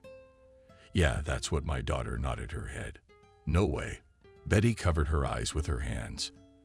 Adriana continued to work. She was doing it even more now, because she didn't want to be at home. Listening to her husband's ramblings, he and the men must be talking about their wives and girlfriends. So it turns out they're all walkers. The girl was quietly selling cakes, tea, and coffee. She really liked to please people who thanked her for it. Come again, she said after the departing customers. When Michael was on another watch, the girl piked a message on the computer. She quickly sat down for it, opened the mail, and oh joy, she wrote Joe. How long had she waited for this letter? What's wrong? She wrote to him. Why did you take so long to reply? Adriana, I'm in a terrible situation. I need money urgently. I wonder if you could give me some. I'll pay you back, I swear. A man wrote back. Sure, how much do you need? She was willing to help because it was such a nice man. I got $1,000 back. I'll wire it to you right away. Just give me the account number. There was not a single thought in her head. After she got the coveted numbers, she immediately transferred everything to the account. Thank you. She saw the message on the screen. Butterflies fluttered inside. She was happy he hadn't forgotten her. When things got bad, he turned to his queen for help. Adriana flew on wings for the first couple of days. She checked every hour to see if he'd write her anything. But Adriana, she got no more letters. Now when her husband came home, she just didn't talk to him. And on one visit, she gave him an ultimatum. It was either me or these friends of yours. With all the consequences, she told him. What does that mean? He didn't get it because he was already on the horn. Go away, Adriana said quietly. Inside she had nothing more for this man. Adriana, I love you. He fell at her feet. I don't think you love me. You love her more. She nodded at the bottle on the table. Don't drive her away, he begged. If this happens again tomorrow, you take your stuff and get out of here. She was determined. After the girl told her mother about all this, she just cried. Daughter, why should you take it out on him? He'll get better. You just have to kill him a little. She told her, I see how I see my Golubov, all the work in the house on you. And he spit. Adriana, stay alone. Sadly said the woman. So you're afraid of it? Adriana smiled. Joe immediately came to mind. No, I'm just saying I didn't want to discuss my family, Betty. Then don't tell me if you don't know. The girl went home and went to bed. In the morning, as usual, dough, stuffing, boiling water, and on the road. For some reason, there were few customers that day. It was slushy on the roads. I guess that's why nobody left the house. But she still managed to sell half of them. She came home, and Michael was in the same condition. She didn't say anything, took his bag, threw his stuff in it, and pushed him out the door. And then she pushed her husband in and walked him out the same way. That's all. And she fucked her hands like flour. After that, she sat down at the computer. Hey, Joe, what happened to you? I haven't heard from you. No word for so many days, Adriana wrote. She sat and looked where nothing else was written. The girl waited, but Joe never responded. She had already gotten up to clean the house. Suddenly, a bell rang. It was a text message. Adriana's hands even shook. She threw all her hands, wiped them right on the hem, sat down, and began to read. Hello. The one she had been waiting for so long was writing to her. You helped me a lot last time. I got out of it. I'm so happy for you that everything worked out so well. Adriana, and I didn't need any money, just as long as he wrote.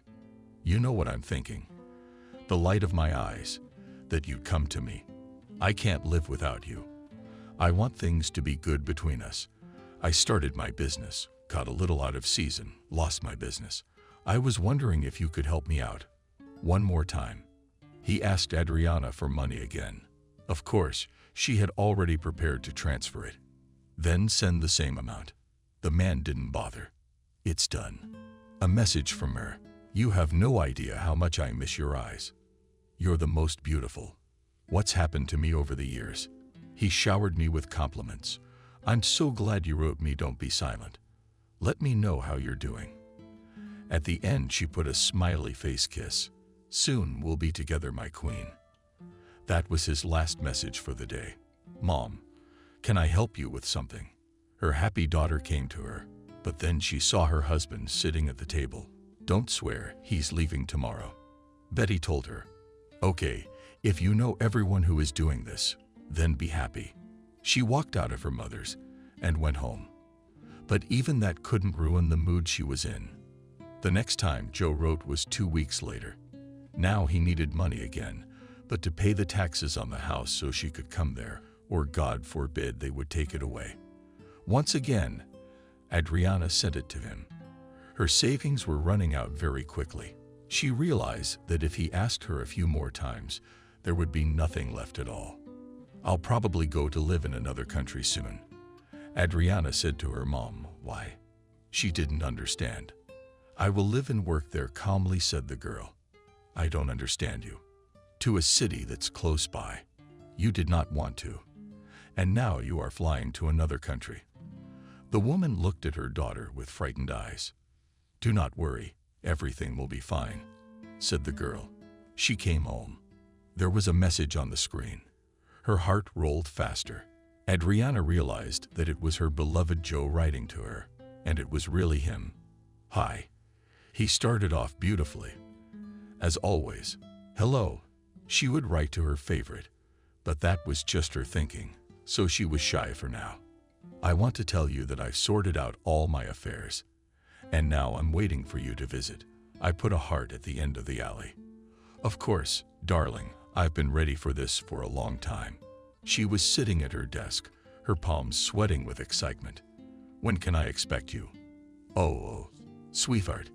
He didn't say anything about tickets or anything. The rest was just about deadlines. I'll look up the tickets, and I'll leave as soon as I can. She really was glowing like the sun right now. Love you, my beautiful goddess. He said goodbye to her. The first thing to do was to get a divorce. That's why Adriana went to town. Afterward, she went to the ticketing place. She looked for the next flight. She was fine with it. It looked like she'd be at her macho man's place in a week. Mom, I'm going to Dubai, she announced. To a woman when she got back from the city. There's a woman sitting in a chair. I can't tell you what's going on yet, but there's a handsome prince waiting for me there. The girl blushed. You look, just don't get burned, warned her Betty. Everything will be fine. I know it for sure. Adriana was confident in herself and her man. She had all her papers and things packed. Now it was only a matter of time. Olenka, hello. She came to the neighbor girl again, hello. She was surprised. Listen, it's a shame to leave your business. Maybe you'll take care of it for a while. Adriana asked, what can I do?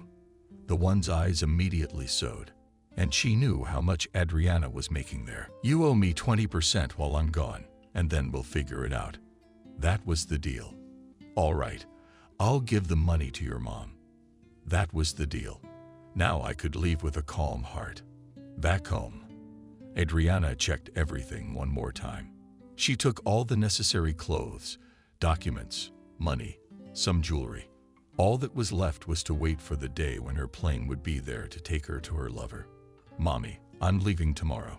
"So you want me to watch the house?" Adriana came to her. "Okay, you think I wouldn't have done it without your reminders?" Told her Betty back. "No, I just don't feel like saying goodbye. After all, it's not even a few kilometers away." They hugged. "Where are you going?" Dad went into the kitchen. "She's just going on vacation abroad," Betty told her husband. "Well, let it be so." Adriana agreed with her. She took her bags home and went to the station. The bus took a long time to jolt on the scraps. Adriana had never felt like this before. Now it felt like a washboard.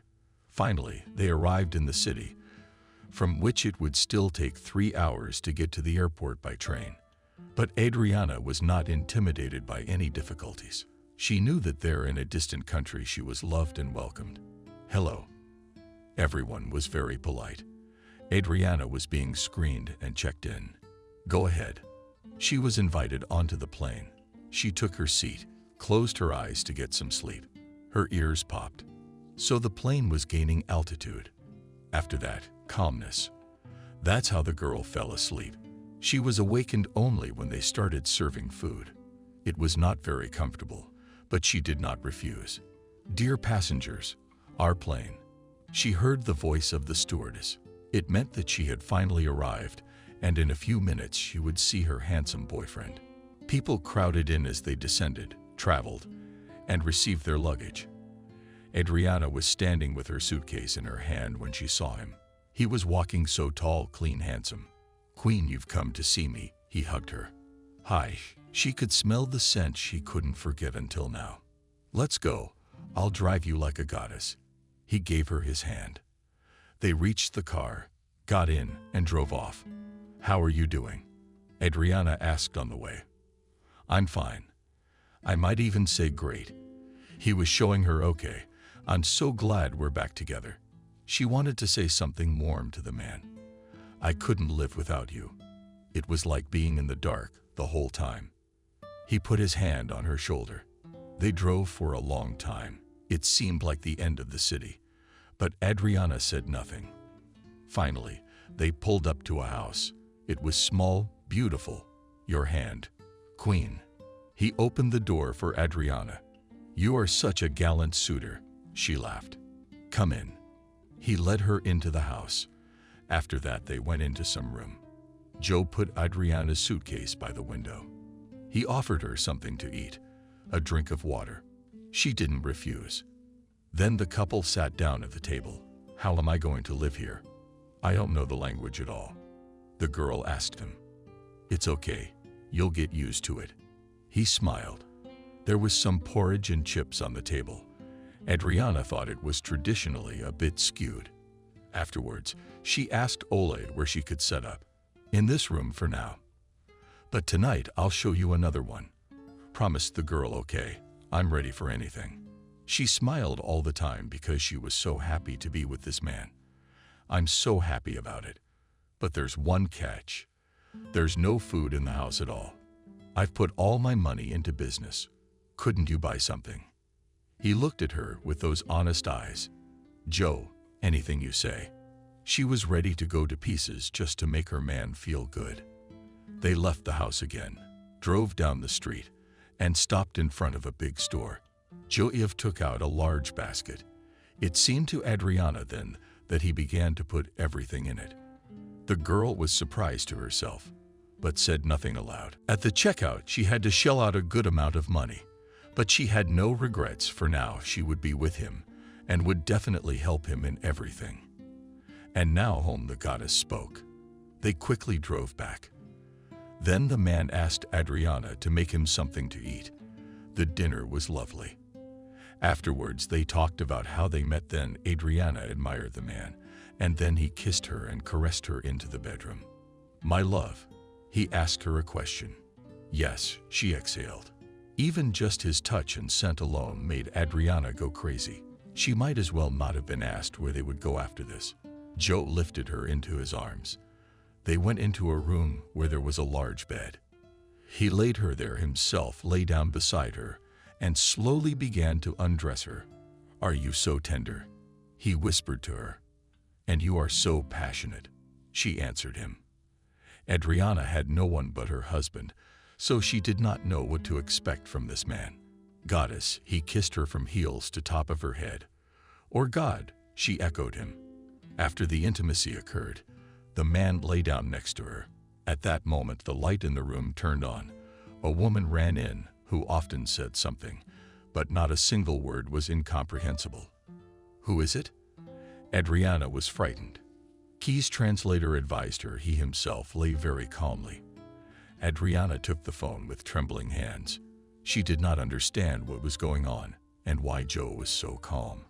Finally, she found the function the man was talking about, selected the language and pressed turn on.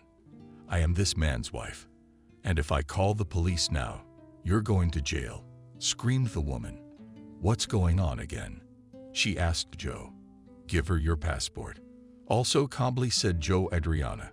Why? She didn't understand. Otherwise, she will now call the authorities, and you will go to jail for a long time. In our country, you can't have sex with a married man. It was a wall of stone. Not a muscle in his face wavered. I love you. Adriana cried. I love you, Adriana cried. And I love you. But it won't help you. He looked at the woman he called his wife, and then pointed to Adriana's purse on the suitcases. Aha, just said. She rushed to the things. DK revealed her passport, money and jewelry. Everything was in her hands. I don't get it, screamed the guest. That's when Joe forcefully slapped her across the face. After that, it was all a blur. She was being dragged somewhere.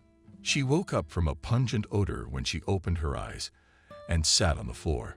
Turns out she was in some kind of basement. Joe, she screamed, but no one heard her. Help, cried Adriana. So she sat in that room for about 3 days. At one point, she just lost track of time. And then he came to her. Her God, she said. A few days ago, he shouted to her. Joe, what's going on? Why are you doing this to me? I've done so much for you. She started crying and crawled to him. Get away. He almost kicked her voice with his foot. The man's was no longer so gentle and velvet. He was angry. What do you want? She asked. Is there still money in the account? He asked. What money? In what account? Adriana did not understand. All this time, she had not been fed or fed. Adriana, said he with that accent with which they call all Russian girls that she raised her eyes to him. Do you have money? It was obvious that he didn't like to repeat himself. I do. She couldn't lie because she thought it would help her. On transferring everything to me, he handed her the laptop.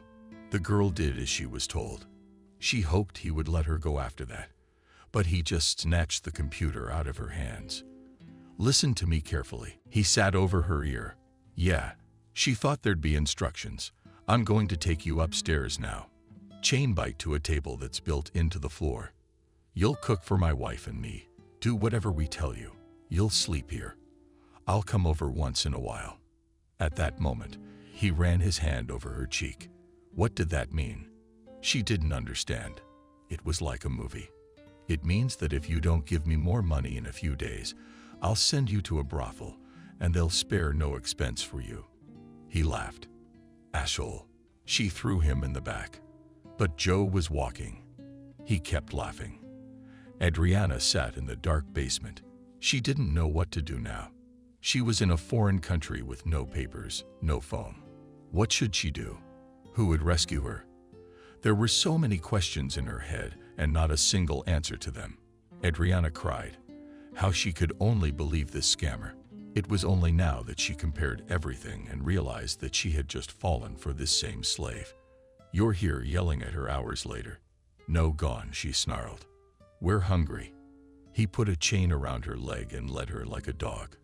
Why are you doing this to me? Saying those words to me. And now I was still trying to make him feel sorry for me. Girl, shut up. He yanked the chain.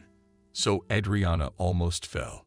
She stood at the stove, cooking by herself, looking around the axle, but there was nothing of the sort around. The idea of a knife flashed through her mind. What if she threw it at him with it? What if it didn't hit? But she was really good at throwing them at school. What are you up to? Joe said to her as if he'd read her mind. Nothing. She was chopping vegetables. When it was done, the man took her down to the basement again and brought her a bucket of water. Pray, he told her. And in the night he came. By now, there was nothing pleasant Adriana felt anymore, only disgust for that hair freak. He did all his business and got up. Am I going to stay here again? She looked up at him. No, I'll put you in your crib, he said snidely. The girl cried again. During that night, she had examined the whole wall, windows that had bars on them. Would you rather go to jail than sit here? She shouted loudly, but she knew no one could hear her. Adriana lay on the mattress. She was cold. She was going crazy with what was going on in her head. Get up. He came after her again. What do you want her to do tomorrow? Nothing. She shut up. He slapped her face with the palm of his hand. Day after day went by like that. Adriana didn't know what day or date it was. She was trying to find a loophole to get out of this unfortunate house. I need money. Again he came to her. I don't have any more. She was telling the truth. So I called your beloved mother. He held her phone in his hand. She jumped up to take it away from him. And what do you think? It wouldn't work. He put his hand up. Adriana was crying again. At some point the girl felt a draft. It had never happened here before. She groped around for where the air was coming from. It was the ventilation. She tried to pull the grate. It gave way. Fear shook her inside and out. My queen, I'm coming for you. She heard a voice on the steps. Adriana quickly put the bars back in place and lay down on the mattress as if she had slept there. So, tired, sleep. He sat down next to her. After she didn't answer him, he got up and poured cold water on her from a bucket. Are you crazy? It's not hot enough in here. She shouted at him, and at the same moment she received a slap. You'd better keep quiet, or they'll do something else to you. He squeezed her cheeks hard. Yeah, fuck you. She didn't care where she went, but she had to get out of this basement. At night, when Joe left, she removed the ventilation grate again, and it was impossible to pull herself up by her arms. She had eaten very little in the meantime, so the girl used all the same bucket. When she tapped it on, she lurked like a mouse, but she heard nothing. Adriana climbed into the pipe and crawled forward, but just as she expected. At the end was a propeller that was spinning. It must not have worked before, so she couldn't feel it blowing somewhere. Shit. Anna couldn't help herself. After crawling back to the basement, putting the grate back in place, she realized she didn't have the energy for a second try today. My joy. A man walked toward her this morning. Not a good morning to you either. She looked at him with a glare. If you're rude, I'll punish you. He smiled. Yeah, much more than that. She walked over to the table where she was always cooking. While she was doing all this, she saw that there were wooden sticks on the table and decided to take them with her. What have you got there? Put it back, said the tyrant to her. Asshole. Once again, she said. At that moment, Adriana saw a calendar by the number that was marked today. She realized that she had been here for over a month. Something said, Sweetie, interjected at her. What did you hear? She continued to cut and stir. After that, she was sent to the basement again. The girl used to eat what was left on the table while the dish was cooking. Now she'd take some with her if Joe didn't see it. Today she was carrying a few slices of bread. Joe hadn't been heard from all day. Adriana took up the bucket again. Suddenly, its muzzle clattered. The girl was startled. Then her eyes lit up. The Dushka. She would be the one to help her. Adriana remembered her father teaching her how to pull out the noose when the bucket in the well was breaking from that very part. Thank you, Daddy, she said in a whisper and carefully removed the thin but sturdy iron. And again, she set the bucket up, sliding it inside the pipe. As at that moment she heard footsteps. Adriana did not remember herself from fear. She got out of there so quickly. And the grate and placed herself on the mattress. She was waiting for me. He came to her. No, She was shaking like a leaf. Well, we'll just have to put up with a named guest. He tore off her shirt, which was the only piece of clothing she had. After he left, and some time passed, Adriana tried again, and must crawl to the screw, abruptly shoved the sole from the bucket there. And it stopped. She herself doesn't know how she managed to squeeze through that little hole that let her out. But Adriana had done it. The girl realized that she couldn't show her face on the street like that. She saw something hanging outside the house. It was a tablecloth or a blanket, but it didn't matter. Adriana wrapped it around herself, and in it she walked down Night Street. It was scary, but she had to hide somewhere, and she went up to the roof of one of the houses. There was grass growing there. You couldn't see it. It was soft at the same time. Can you imagine? Someone stole a plate from a neighbor at night. I heard Russian speech. But at the same moment, a man said something not in Russian. Adriana understood. The woman was probably on the phone. What to do? What to do? She wanted to cry, but she couldn't relax. It was good that no one had noticed her here before nightfall. The girl realized that the grass on the roof was growing for a reason, some flowers tending the edges. She walked down to the sidewalk, determined to find some store to ask for something to eat. Hey, she heard from the side of the house. Adriana got scared. I started to back away. A man approached her. He was dressed almost identically to her. Hello, help me. She pleaded without shaking her head that she didn't understand anything. She tried to get away from him. She realized that this man was in rags for a reason. Maybe he's capturing his own kind and then turning them over to his masters. Where are you taking me? She was afraid to scream. He put his finger to his lips. They'd reached an archway. There the man jumped, and it was already as if on another street. The girl saw some boxes, some boards, some children sitting there, where we seemed to her that she was in a nightmare, and now she's going to wake up. And she's at her mom's house. A woman came out to meet us.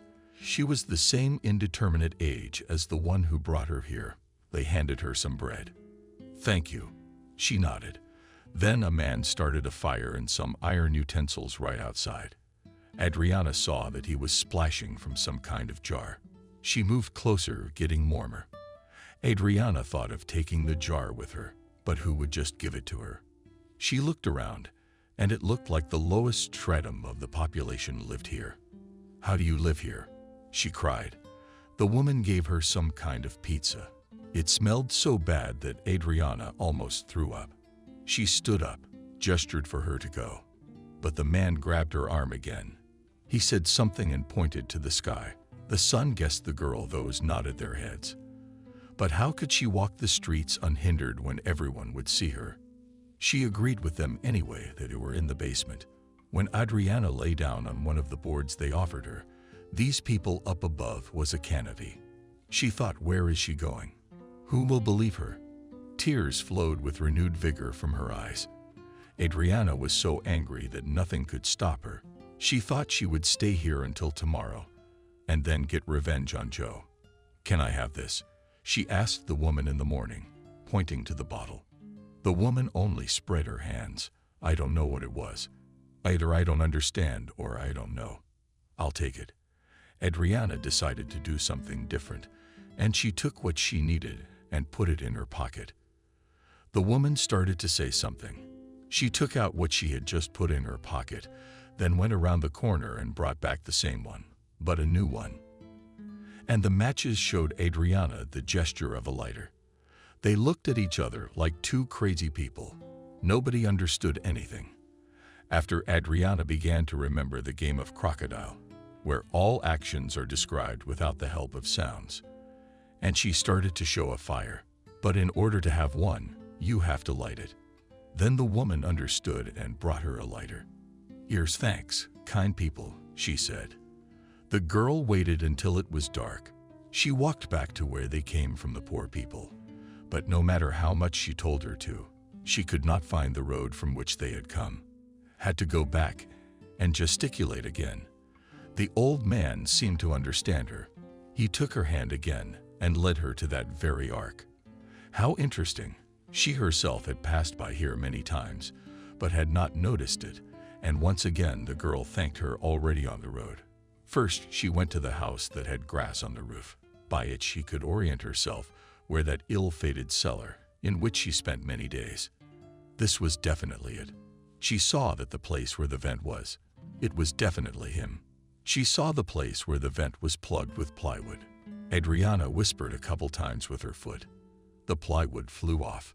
Then she spilled the hot liquid wherever she could and threw the rest into the vent and set it on fire. "Help me. They're keeping me in the basement." She screamed and ran in the direction where she could hear Russian speech. The girl climbed onto the roof, where she spent the whole night in the grass, and then looked down. Help. She saw a woman in the window. "Who are you?" "Oh my God." She clutched her heart. "My name is Adriana. I'm from Russia. I was called to visit by your neighbor Joe, and he himself forcibly kept me in the basement." She spoke quickly. At that moment there was a loud and terrible explosion.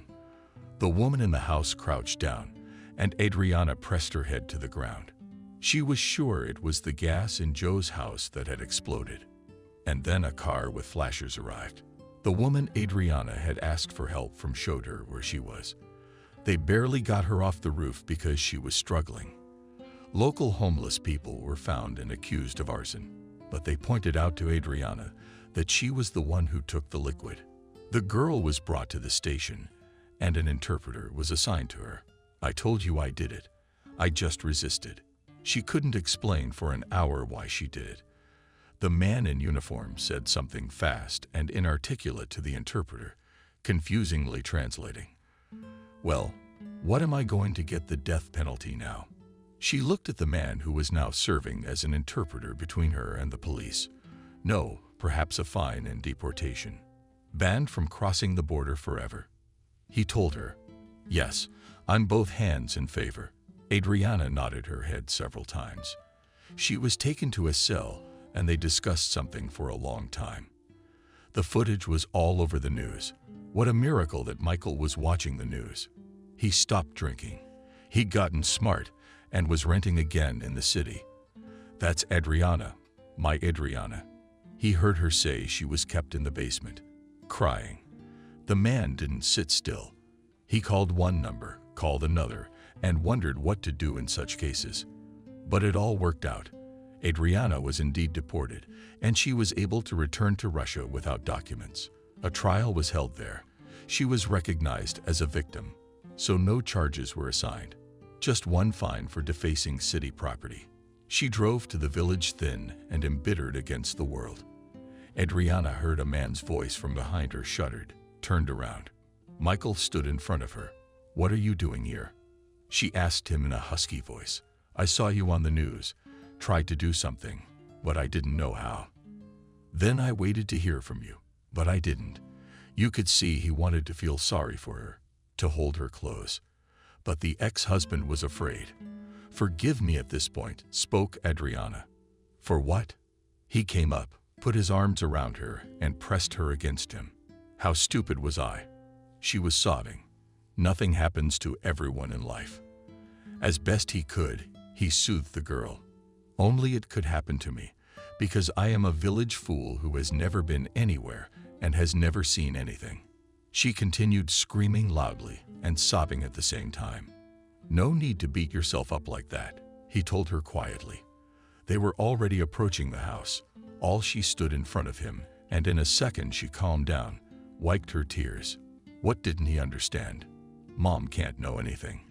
Even if she ever caught wind of this news, it was a long time ago, and not true. Adriana blinked once more, smiled, and she and Michael walked into the house. "Hi. Here I am." She stood in the middle of the kitchen, but no one came out to see her. Couldn't they be somewhere else? Michael asked quietly. "I don't know. It's too late to work." Adriana walked quietly through the rooms, but there was no one there. They went outside. Pigs, chickens, goats, cows, all in place. No, just the owners. Then Adriana suggested that they might have gone to her house to do something there. That's where they went. Michael saw from afar that the light was on in the windows, and that they were not sitting at home. The girl didn't understand. Now we'll ask them. They entered the house. Hello. Adriana couldn't understand anything. Mother and father were sitting in their shirts and drinking tea after the bath. Daughter, where are you from? They stood up to meet her. I have a question for you too. What are you doing here? Isn't your house enough? Or do you like my little bathhouse better than your huge one? The girl smiled. My father and I thought about it and decided that you would go to that house. But as I see, now you are not alone, and we will stay here. The woman concluded, well, that's good for you. And the cattle. She looked at her mother and father. If you want it, slaughter it and sell it. You don't want to take care of it and raise it. There'll always be meat later. Her mother gave her the freedom of choice. I see. She sat down on the bench, saw the milk in the jar, took a sip. I want to tell you that our country, our people and our men are the best in the world. There's nowhere else like it. She tilted the jar again and drank it all down. It's as if you hadn't drunk milk all your life. Mom was surprised at the change in her daughter's behavior. I hadn't. She was sober, but happy drunk. Here she was with her mom, dad, and even Michael, whom she herself had kicked out of the door. The girl cried. Adriana, what's wrong? The woman asked her. Nothing. She shook her head.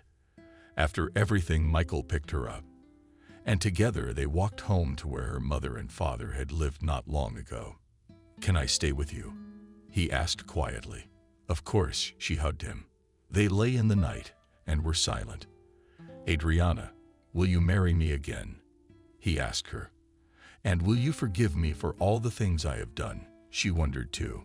What did you do? He turned to her, didn't pretend he didn't understand.